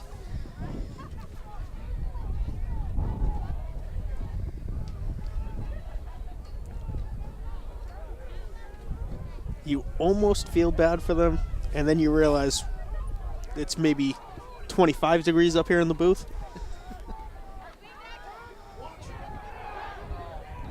Completed pass to Morrison. Bodies everywhere. The ball is out, but I think they're going to rule Morrison down. Boy, that was a hell of a run after he caught that football. That was something. There was a couple of missed tackles there, but that was because of his extra effort trying to get the ball down the field. Right there. Just bounces off one of the boxes. You had half the defensive line in behind everybody just trying to get after Hartzell. And a little screen pass right there. I wonder if Ed Morrison tried to go towards that far sideline, had he been able to get a little bit more yards, but sometimes you see the first open field you got there and you just run right for it.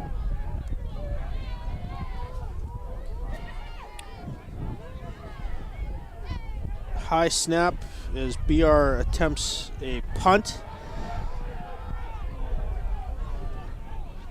It will be touchdown at the 22-yard line. Wow, we still got a minute and 12 seconds left in this third quarter.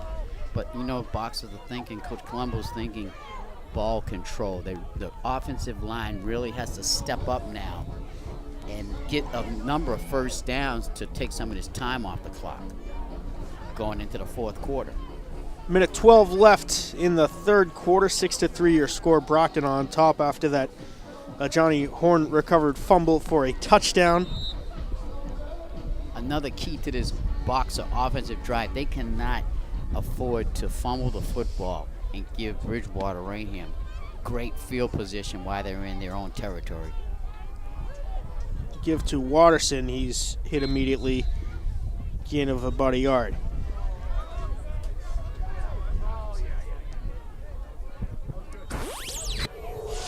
So you asked, why is Bridgewater-Raynham? They always went for it there in the first half. Why'd they kick it there? Well, really, their defense has stopped Brockton all day, and that's why you force Brockton into their own territory, maybe get them into a 3-and-out, force them to punt into the wind again. We've seen how Brockton can punt into the wind. It hasn't really looked pretty for them. Bridgewater-Raynham just trying to set up that field position battle right here. Brian, we've seen a huge shift in strategy. You mentioned Morrison, normally the starting quarterback. What's happened to the normal starting running back? Well, we always see this. Bjorn likes to just, Bjorn always likes to, throw some wrinkles at you. You just hear these creaks and these sounds, and you wonder, oh my God, is the world coming to an end? But in Thanksgiving Day, that's you see him play. A lot of differences. You play different players. Just kind of get some playing time, see what you have for next year, and see if you can get things going. I don't know if there was also maybe an injury that was involved, but it's very common to see on Thanksgiving Day some different players play for Coach Buron.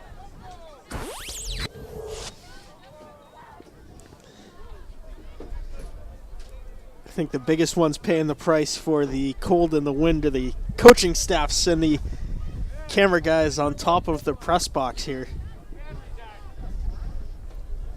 Just saw Matt Campbell come down, and he looks like an ice block. Yeah. Can't be too fun up there. Some of the Warriors up there filming this football game.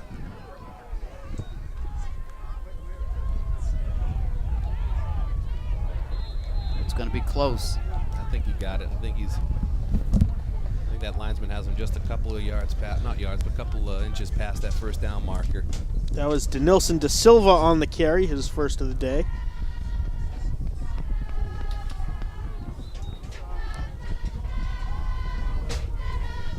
And they're going to call for a measurement with 41 seconds to go. Brockton get any sort of drive going here, even if it doesn't result in points, you take a lot of time off the clock. You get the ball down and deep in your into BR's territory. You force BR to really drive the field into the wind going into the fourth quarter. I mean, you have to say that Brockton has the advantage. One of the better performances of the day, the cheerleaders doing their best impression of the marching band, singing and cheerleading at the same time. Can't be easy. You see the BR cheerleaders on the far side of the field. Two, of course, are defending national champion BR cheerleaders there on the far Couple side. time, right? They have won, I think, 4 of the last 6 state championships, but last year they actually won their first national championship. Ball's out. Norman's trying to chase it down. He does. But he took punishment for diving after that ball. Sure did. That's what you just get the head on the ball right there, pokes it right out, and that would have been a huge thing for BR to get that momentum shift in their favor. But luckily for Brockton, they fall on it. Yeah, you'll see it right there. Once the helmet hit the football as the ball carrier received the football.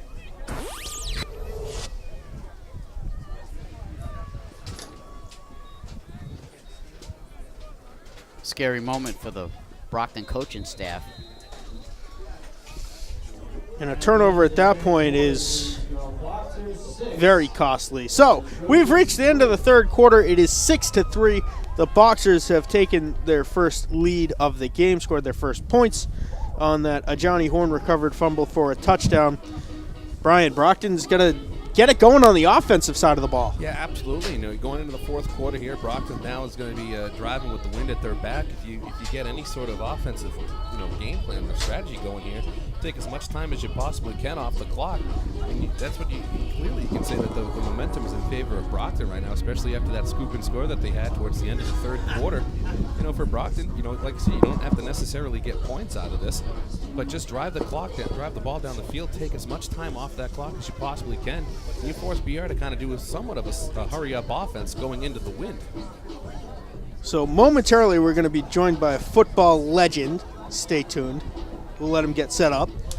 But Brockton, they've got, one first down on the afternoon, Brian? Yeah, something like that. I mean, pretty much BR defensively has done a tremendous job of just stopping Brockton.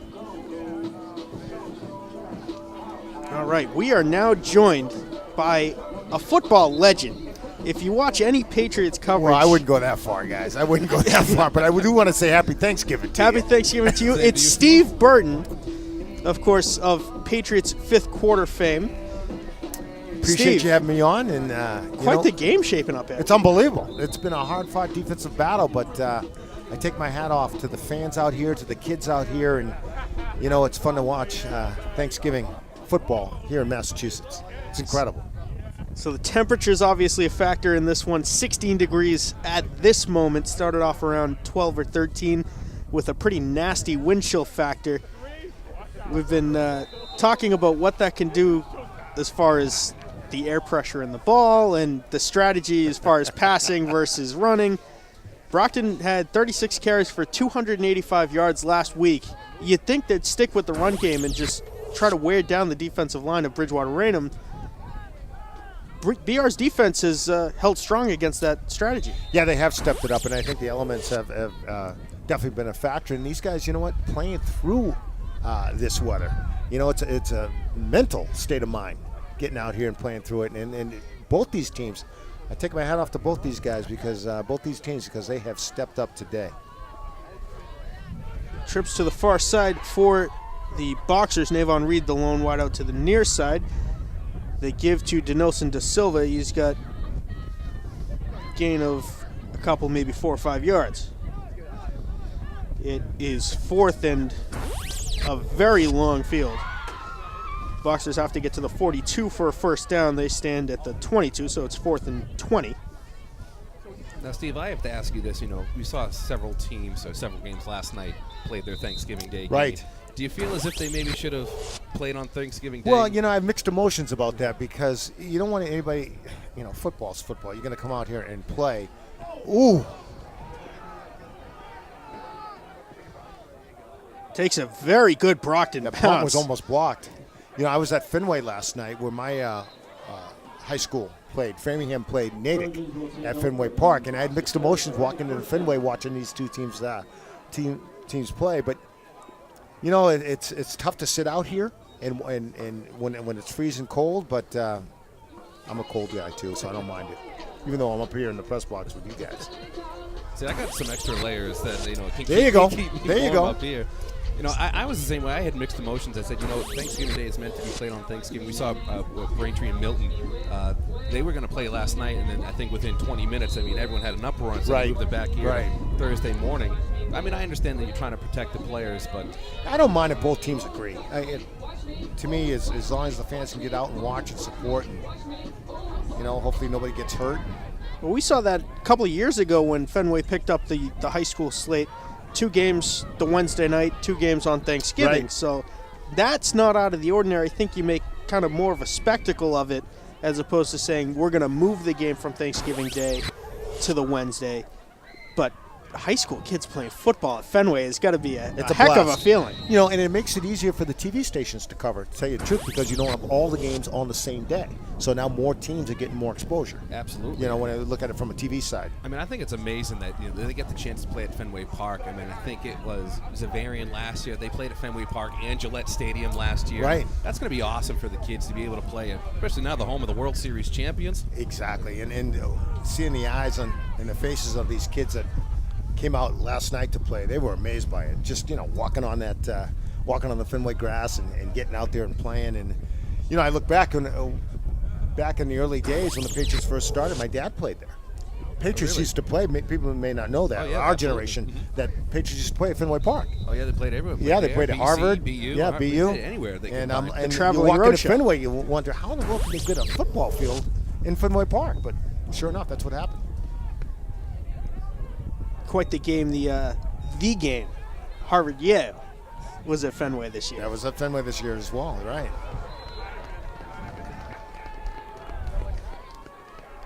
So if you are just joining us, 6-3 your score, Brockton on top in what has become a defensive battle.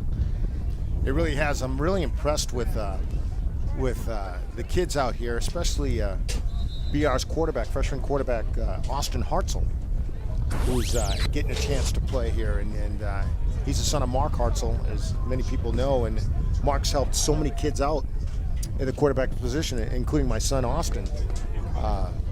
But seeing his son play, he's got quite an arm on him, and pretty talented kid. Yeah, normally Anthony Morrison is your quarterback, who's lined up at running back all day. And this kid can run. Morrison can run. Hartzell back to pass, throwing across his body. And he caught that for a first down for the Trojans at the 35-yard line. Yeah, looking for Jeff Ciccio, old reliable there. That's why he's got the Division I offers coming his way. The big receiver, you find him, he gets his good body position, using his good hand position there, gets that first down for the Trojans. So, Steve, we briefly touched on high school sports. This is actually the second time you've joined me in the booth. The last, of course, being in February at Newton South High School for a girls basketball matchup. So you're very involved with high school sports in Massachusetts, public school high school sports, which is very great to see. Why is it all important? I think it's important to give back, and I always want to be able to help a kid. So many people have helped my kids throughout the years that I always want to support both teams, no matter who I'm watching. I want everybody to succeed, and that's what my dad taught me, and I just want to be able to give back to all kids and give them confidence. It's the parents are sitting and watching their children play. Some may have good games, some may not have good games, but it's all about really getting better. And so you always want to lift a kid's spirit, and I can't miss high school football on Thanksgiving, especially in Brockton. It's tradition. It's tradition. That's exactly right.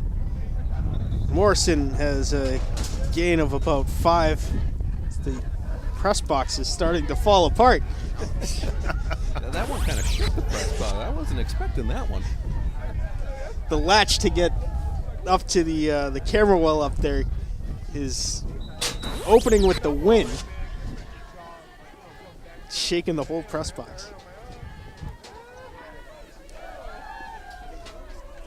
And of course, we saw you at Stonehill College last year for the graduation. Your mom, honorary degree. That's right. Stonehill's been very good to our family, and we have a camp for kids that they take in and give scholarships to our kids at Stonehill College.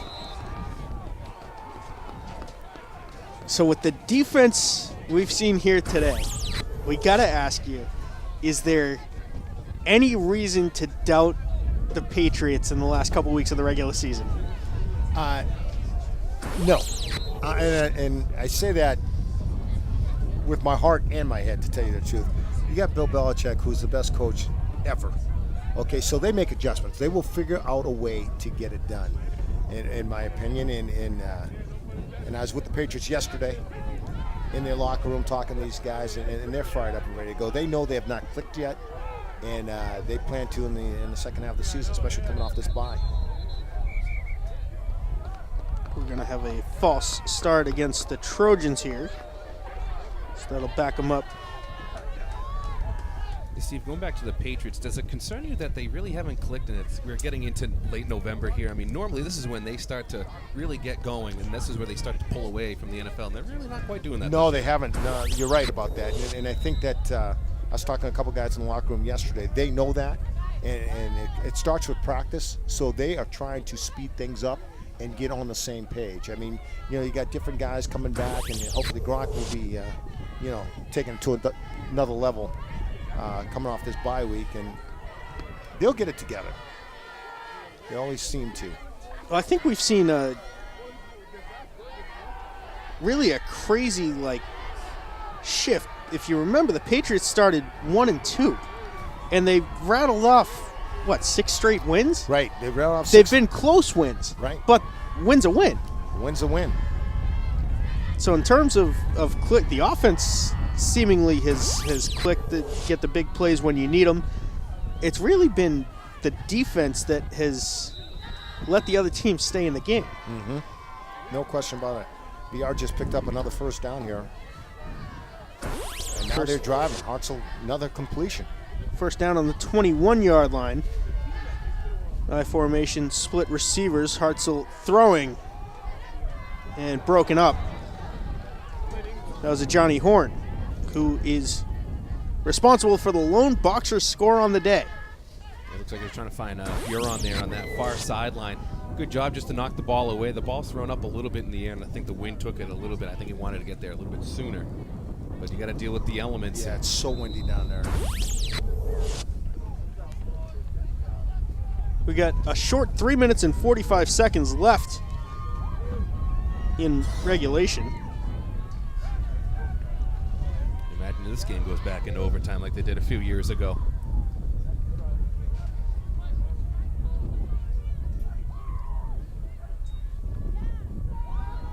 Hartzell gives to Morrison, stopped immediately.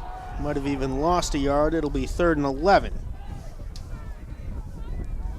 Again, yeah, you're in 4-down territory. You don't have to try to get all 11 of those yards right back here on this one play. So, Steve. Yes, sir. Armand Colombo, passing away a couple of weeks ago. This we got a memorial. Talk about his legacy in high school football and football in general in Massachusetts. What he's done for so many kids, the families that he's touched. I got a chance. He was my coach for the Shriners game. And my dad was alive. He told me you can learn so much from not only from him but from his family. And he just brought so many kids along. He taught you not just about the game of football, about the game of life. And he just gave back, and I just love the man. I love the family. I love what he stood for. I love what he represented. And boy, he's just touched so many lives. Touched mine tremendously. And he was coaching practices even in this season when he stepped away from the sidelines during the games. He was still at practice every day after school.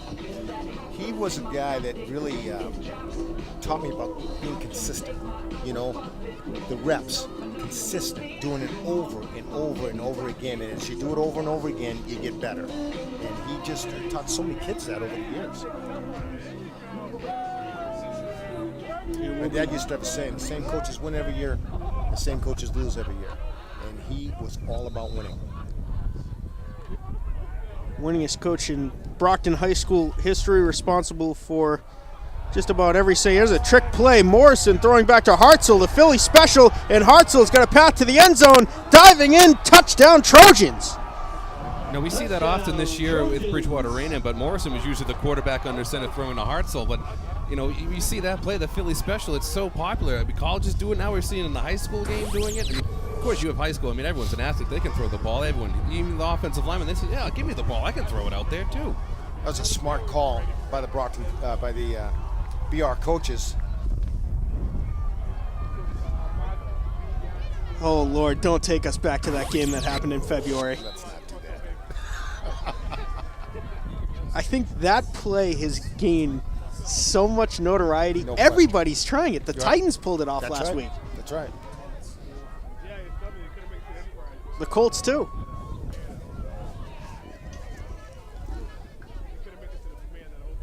High snap. The kick is up. And the kick hooks inside the right upright and is good. 10-6. So now the Boxers have to score a touchdown in short order, something they have not done on the offensive side of the ball today.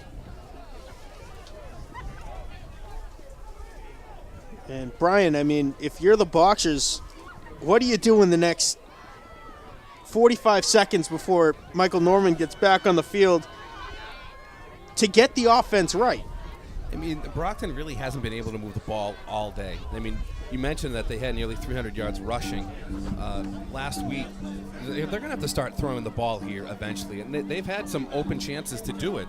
But, you know, for Brockton here, I mean, the game's certainly not over. I mean, one touchdown, you get in there, and I mean, of course you have to go for the touchdown. You can't really go for the field goal because they made that extra point. But you know, that missed extra point that Brockton had for their scoop and score could come back to haunt them if they don't get into. Then you're talking about kicking a field goal with the wind, and you got a pretty good situation on your hands. Yeah, absolutely. But now that you missed that field goal, all of a sudden, I mean, you missed that extra point. All of a sudden, now you have to drive the length of the field. Brockton's going to have to start throwing the ball here. I mean, the run just isn't there, and it hasn't been there all afternoon. Which is very different from what we've seen pretty much all season. Of course, though, you know, in the cold weather, you have to deal with the elements. And I don't think people understand, you know, when you get the cold weather like you have here today, it's not really the wind that's going to throw you off. It's just how slick the ball is. I mean, we've seen a couple of throws that just slips right out of your hand. And we've seen even receivers drop the ball just because of how slick the ball is from the temperature outside. A second BR kickoff has found its way out of bounds, so there will be another re-kick from 5 yards back.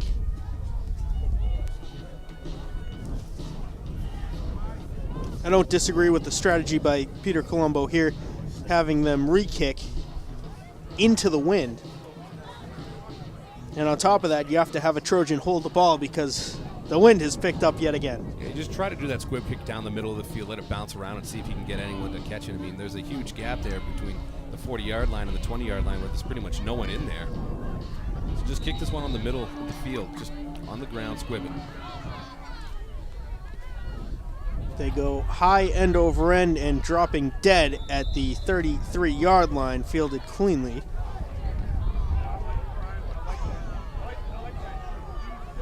So we'll have perhaps the last look of the afternoon at Michael Norman and the Boxers offense that has been sputtering and running on fumes for the majority of the day. Yeah, now like you said, you have the wind at your back now. You have to take advantage of that. You have to throw the ball downfield. You can maybe try to run 3 minutes down the field, but BR's done a good job of stopping that. We've seen a lot of strange coincidences the last couple of weeks. Trips to the far side, Norman in the shotgun. He gives off to Amik Watterson. There's a gain of about 5 yards. You know, we see the last couple of plays there, Brockton 3-4 receiver sets, spread that defense out for Bridgewater-Raynham, run up the middle against BR. I mean, Duxbury did that, Zavarian did that, Dartmouth tried it to an extent against BR. I mean, Duxbury and Zavarian were extremely successful in it, and Dartmouth really wasn't. And now you see, again, Brockton's having some success doing that with this Trojans defense.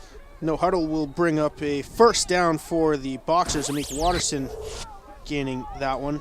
So I mentioned the strange coincidences. Steve, last question about pro football. Yeah, sure. Alex Smith breaking his ankle the same way that Joe Theismann did. Almost intercepted by the Trojan defense. That would have sealed it. But Alex Smith breaking his leg on the same yard line on the same side of the field 33 years to the day. To the day. Seeing that, and I got to know Joe Theismann over the years, and talking to Joe, he had trouble obviously going back and looking at that injury. To see him do it, it's obviously it's tragic, and hopefully people respond in different ways. Hopefully he'll be all right and he'll recover. But boy, football takes its weird turns. I've always thought of Alex Smith as a very underrated quarterback. Drafted ahead of Aaron Rodgers, had some great years in San Francisco, and then got hurt. Colin Kaepernick took over. We all know how that went. And then he had phenomenal time in Kansas City. And then they drafted Patrick Mahomes. Here's Meek Watterson as the ground game has finally started to get going. First down boxers on the Trojan side of the field. The thing about Alex Smith was that he was pretty much an accurate quarterback. He didn't have a whole lot of flash, but just consistently got it done. But I think you're right. I think he was very underrated. Norman back to pass, looking long, and he's got Navon Reed. Reed breaks a tackle to the 10, the 5, touchdown Boxers. That may come back. Yeah, I think that's a clear offensive pass interference. Yeah, that may come back. Clear. But going back to those injuries, if I'm not mistaken, I think Romeo Crennel was on the sideline for both of those games, for the Theismann injury and the Alex Smith injury. If I'm not mistaken, You may be right about that. We'll have to check the tape and see if he was standing on the same spot both times, because there's been some wacky coincidences with that one. So let's shift to the Thanksgiving questions. They're asking for a replay. Here it is. We'll take a look at the replay. You're watching number 88, right side of your screen. Yeah, that's. Yeah. You see the arm movement. I think they kind of tangled feet up, but the referee in real time like that, you see someone fall, you see the arms extend. That's why you throw the flag. I think we have another flag here. This is coming back even more for Brockton. Is it unsportsmanlike on the coaches? Either that or a sideline warning. 15-yard unsportsmanlike on the Boxers' sideline. So, Steve, let's shift to the Thanksgiving questions while they take some time to walk this one back. What is the must-have side on the table tonight for you? I am a big sweet potato. Sweet potatoes. Sweet potatoes, okay. I can respect that. Do you go baked sweet potatoes, mashed sweet potatoes, sweet potato pie? I'm a big sweet potato pie guy. I love sweet potato pie. I am. That and apple pie. Absolutely. Oh, my favorite. Got to have that. Sweet potato pie, give me any day over pumpkin pie. I don't get the big thing with pumpkin pie. I hear you. Timeout Trojans. Timeout called by Bridgewater-Raynham. Next question. Go ahead. Is gravy considered a side? We're getting looks from the entire booth. I've gotten 50-50 on the votes on this one. My guy to my right saying it's a condiment. I agree with that. But half the people I've talked to say it absolutely is a side. No, I got to go with my guy. I agree with you. I think it's a condiment. I don't think it's a side. I don't think it's a side either. I think it's mandatory. It's absolutely mandatory. It's mandatory. You have to. Right? You can't have dry turkey. But I think it's a condiment. Yeah, that's what we're going with. Right? All right, so white meat, dark meat, something in between. See, you got to be politically correct now. Right? You got to go with both. But I'm more of a dark meat guy. White meat, I find, is just too dry. Even when you douse it in the condiment. Even when you douse it in the condiment of gravy. See, that's how I am. I agree with you. I think it's a little too dry. All right, cranberry sauce or cranberry jelly? I'm the cranberry sauce guy. You may be the jelly guy. I'm somewhere in between. My grandmother used to make a mold, and what a catch by Amik Watterson! Watterson to the 35, the 30, the 25, finally knocked out of bounds all the way down at the 13-yard line. And Brian, there's your explosive offensive play we've been looking for all day. Yeah, the missed tackle there, a couple of them for Bridgewater-Raynham is the reason why he gets down that near sideline, gets into prime scoring position here with under 90 seconds left in the fourth quarter. What a game. This game always finds a way to turn out sneaky competitive. Yeah, you know, Brockton had a 1st and 40 after a couple of, penalties there, and you sit there and you go, all right, it's over for Brockton. And you see the couple of missed tackles right there, and just down that near sideline he goes. Now they give to Watterson, trying to get to the near sideline. A gain of a couple, and let's talk about Amik Watterson. He moved up right after the school year from Tennessee. Not used to the climate that he's playing in today, and what a performance he's had. He really has, and to see a guy, it's not easy to make those adjustments, to make the move and to come here and play, fit in, and all of a sudden try and take over. That says a lot about him.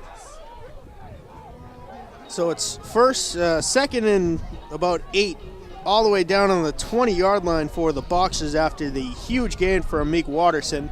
There is 1 minute and 13 seconds to go, and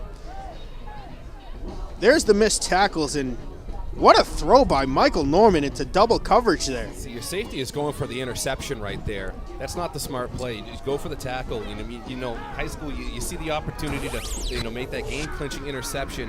At that point, just go for the tackle, get him out of bounds, and you're still forcing a long second down here for Brockton. But because of that, the missed tackles, gets down the sideline to the 19-yard line, and under 90 seconds left, and Brockton has an opportunity to put this in the end zone. I don't want to jinx it, but I think if you score here... Well, that's what announcers do. We've been doing it all afternoon, so... 3 receivers set. Norman gives off to Watterson, lowers the head to the 15-yard line. Yeah, I think Colombo is just trying to, is run as much as he can, take as much time off of the clock and put it in the end zone to give Bridgewater-Raynham pretty much no chance to make a comeback. Norman, quarterback keeper... See, shuttle runs up to the 10-yard line.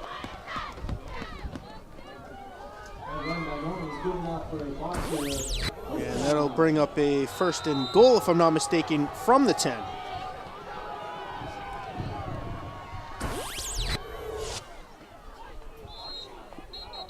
Now 40 seconds to go. And a timeout. So, Steve, I have a non-football question for you that's kind of been burning my head here.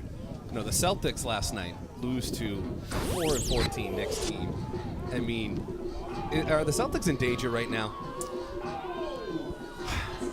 Good question. I don't think they are, only because of their coach. I think Brad Stevens is the best coach in the NBA. Talking about coaches, we talk about, Bill Belichick and these guys. We're blessed to have absolutely. We have 4 coaches. phenomenal coaches. Right? Think about where we live, and the coaches that are representing the pro teams are phenomenal. Absolutely phenomenal. I think Brad Stevens will figure out a way to turn this team around. They have to. I know they're scratching their heads right now, and Brad Stevens said last night after the game, right now we're just not that good. We're just not, but they will figure out a way to do it. Now, do you think that Gordon Hayward should be more of a second rotation type of player? No, I think Gordon Hayward, I think he's going to be fine. I think, he's coming off that huge injury, and he had a good, Gordon Hayward, believe it or not, had a good game last night. Mm-hmm. Scored, I believe, like 19 points. He did pretty well for the Celtics. So he's coming along slowly. Norman, quarterback keeper, driving ever closer to the end zone. He'll be marked at the 1 with 34 seconds to go.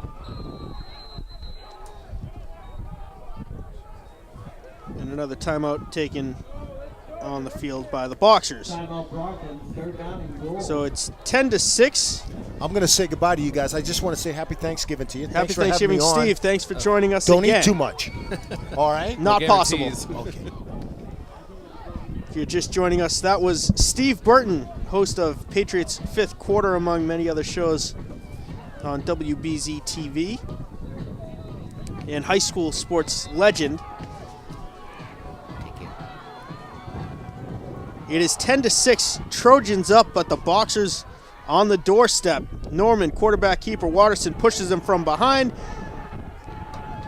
No signal yet. A couple of He was- efforts. he was I don't- No sign yet. I mean, usually if you don't get a quick sign from the refs, that's when you know he's not going to get in. And The 11 referees wearing camouflage jerseys on the Touchdown! field. There's the sign, a late sign. Touchdown, Boxers. And they take a lead with 18 seconds to go. Wow, that was just great play calling. Just push it forward. You saw the quarterback sneak two times, 3 times, possibly in a row, and the offensive line did their job, and the running backs to push the quarterback forward to get over that goal line. And Amik Watterson made that play by running into the back of Michael Norman and just giving him the second wind to get across the line. You talk about a delayed call. That took about 45 seconds. Yeah, normally, if you don't get a quick call from the referees, you usually don't get that touchdown call.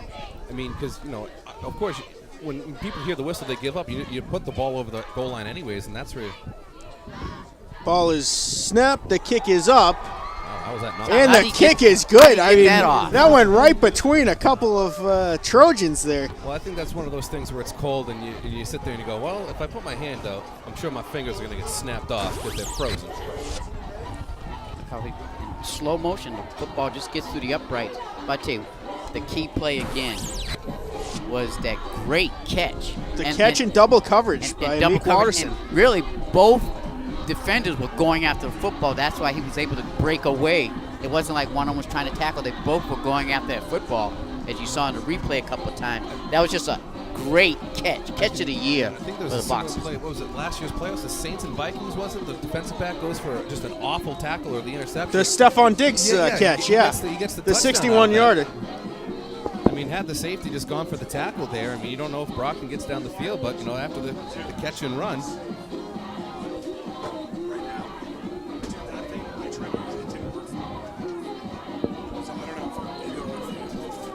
We'll find out.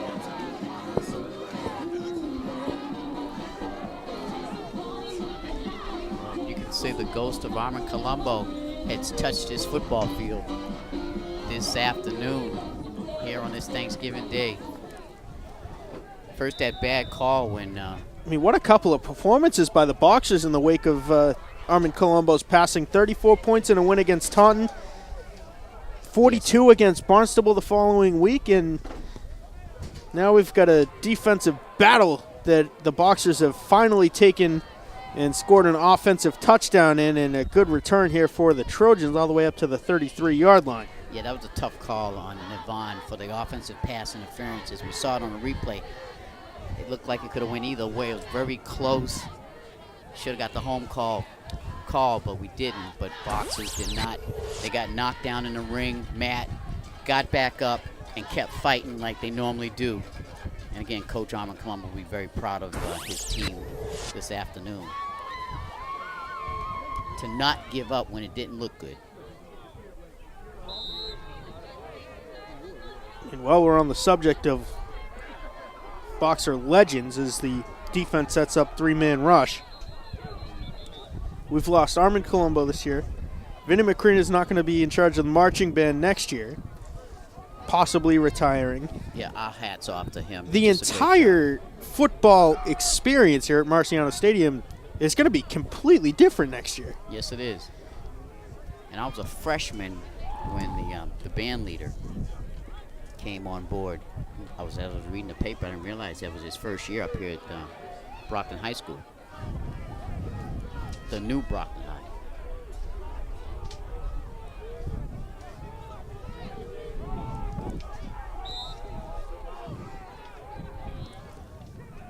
Four wideouts for the Trojans as Hartzell throwing across his body. Incomplete pass. Falling out of bounds was number 3 for the Trojans, Shane Fries.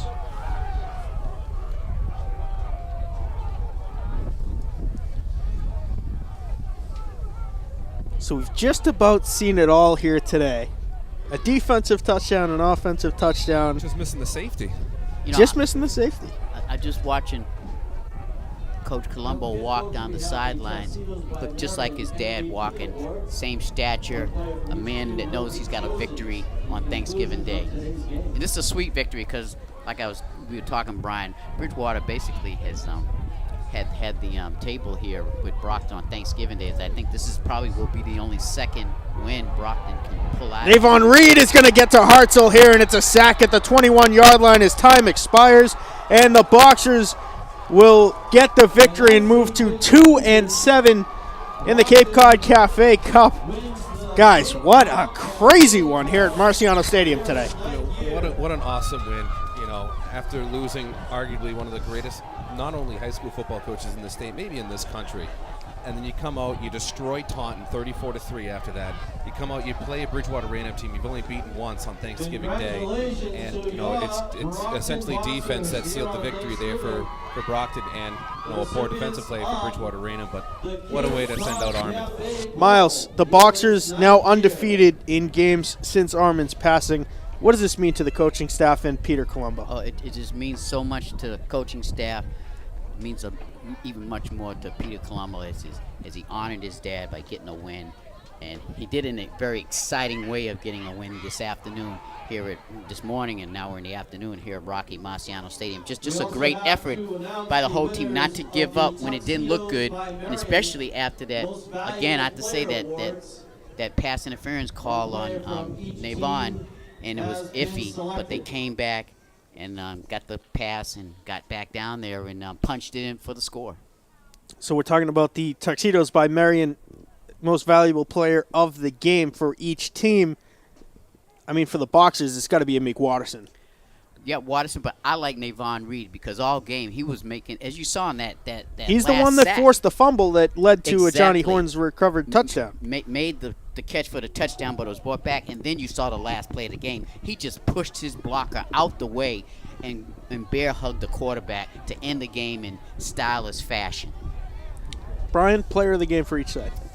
That's a tough one. I mean, Watterson, just at the end, he was just imposing his will on everyone. You get that little bit of jolt in your step, and you just destroy everyone. It seems like you couldn't really be brought down. On the side of Bridgewater-Raynham, that's a tough one. I mean, Anthony Morthen, I think, had a great game. I mean, he had a touchdown throw there, of course, to Austin Hartzell, and he ran the ball pretty effectively for the Trojans, so can't imagine why he wouldn't get it. And I think I got to go Morrison for the Trojans. He had a phenomenal day. The normal quarterback lining up at starting running back today, and then, of course, throwing the pass back to Hartzell, which He was, does win it. I mean, Philly special. As much as I hate that play for what it did to the Patriots in the Super Bowl. It's such a good play. And your MVP. So it's Morrison for the 17. There you go. Trojans and Watterson for the Boxers. I think I nailed that one. Yes, you did, Matt. Yes, you did. Congratulations Great team to effort both men. again. Tuxedos by Marion MVP award. Boxers move to 2-7 in this game, which will be a divisional matchup next year, Miles. That's the great part of it. Divisional matchup next year means a lot more, and we'll be down in Bridgewater-Raynham as Brian will be hosting us down there. Absolutely. I just hope it's a little bit warmer. Yeah. And take all your And less Hopefully. windy. So the final score is 13-10. The Boxers getting the victory as we see Michael Norman hoisting the Cape Cod Cafe Cup. The Boxers for just the second time, the first since 2012. I believe so. Wow. So nobody on this team has won this game in their high school career before, and they did now on perhaps the most important one for Boxer football in history after the passing of Armand Colombo. Yeah, absolutely. I mean, there's no better way to do it in the last game here. Of course, for the seniors, this is their last, a lot of them, the last, football game that they're ever going to play in their life. And, of course, you have the passing of Armand Colombo a few weeks ago. Just so fitting. Brian, your final thoughts on the game? I think it just came down to mistakes from Bridgewater-Raynham. The fumble, the scoop and score. Your safety there going for the interception and not the tackle. And Brockton took advantage of those two plays. Other than that, I mean, their defense did a good job against Brockton. And offensively for the Trojans, I mean, because of the cold and the wind, your running attack really couldn't get much going. It got you where you needed to go. But other than that, I mean, Bridgewater-Raynham took advantage of just good field position. Miles? Yeah, I have to piggyback on that, Brian. Yeah, Bridgewater-Raynham, their defense played a great game. It's just that Brockton's defense came up with that big fumble recovery and put it in for a score, and that lifted Brockton's spirits on offense as well as defense. They overcame a couple of bad calls and still was able to punch it in with very little time left on the clock. So good clock management by Brockton's coaching staff to enable their kids to get into the end zone. Brockton High getting the victory 13-10. From everyone here at Bridgewater Television, Brockton Community Access, headed up by Jeff Fowler, Mark Lindy, respectively. Happy Thanksgiving, and we'll see you next year. Happy Thanksgiving to all. Colombo, 18 years now, came to the Boxers in 1969. We asked him if this Super Bowl would be any different from the previous 7 that he's played in. It's always different. It's always different. Different group of guys. The appreciation that the kids get from accomplishing something that they set out to do a long time ago.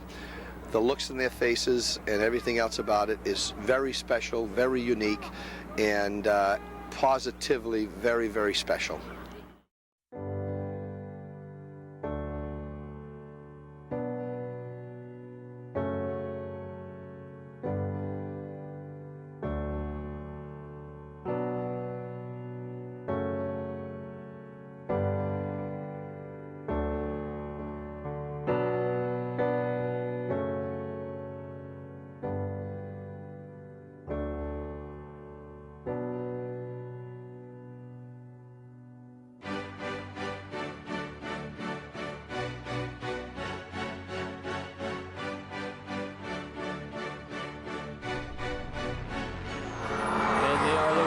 Team in Super Bowl history as the celebration begins.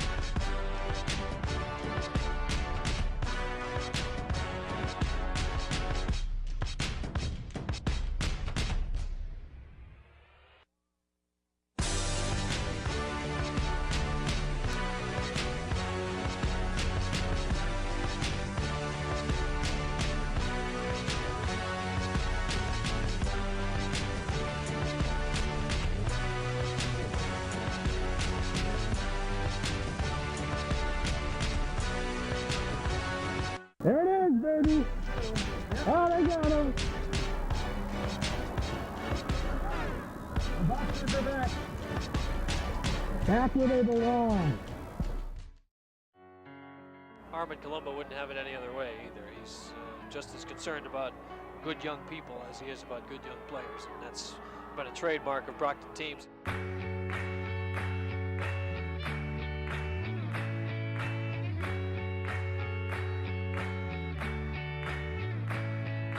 So big third down for the Brockton offense. And they give it to Johnson. He's got an opening. There he goes, folks. They're not going to catch him. They're not going to catch him. He's gone, folks.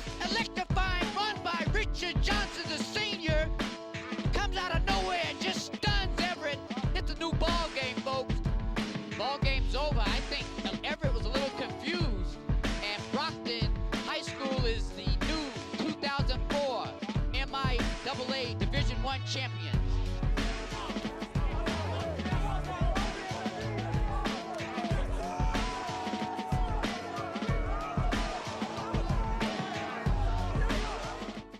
Win number 305 for Coach Armin Colombo to break the tie with Coach Bill Broderick for the most wins ever by a Massachusetts high school football coach.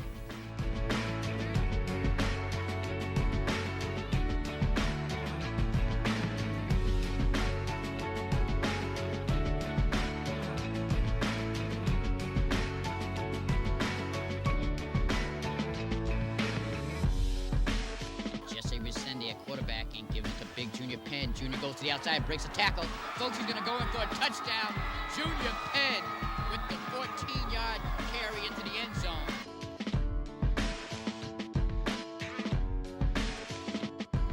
Hyman at quarterback, drops back, looks, fires, and he dropped it!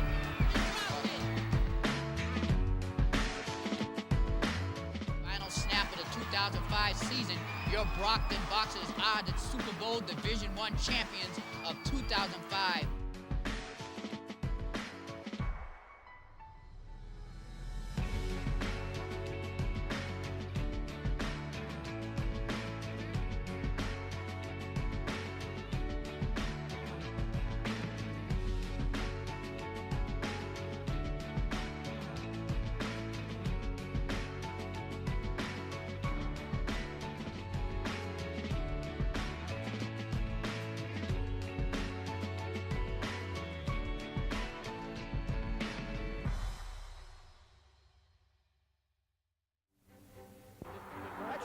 Rudy Harris.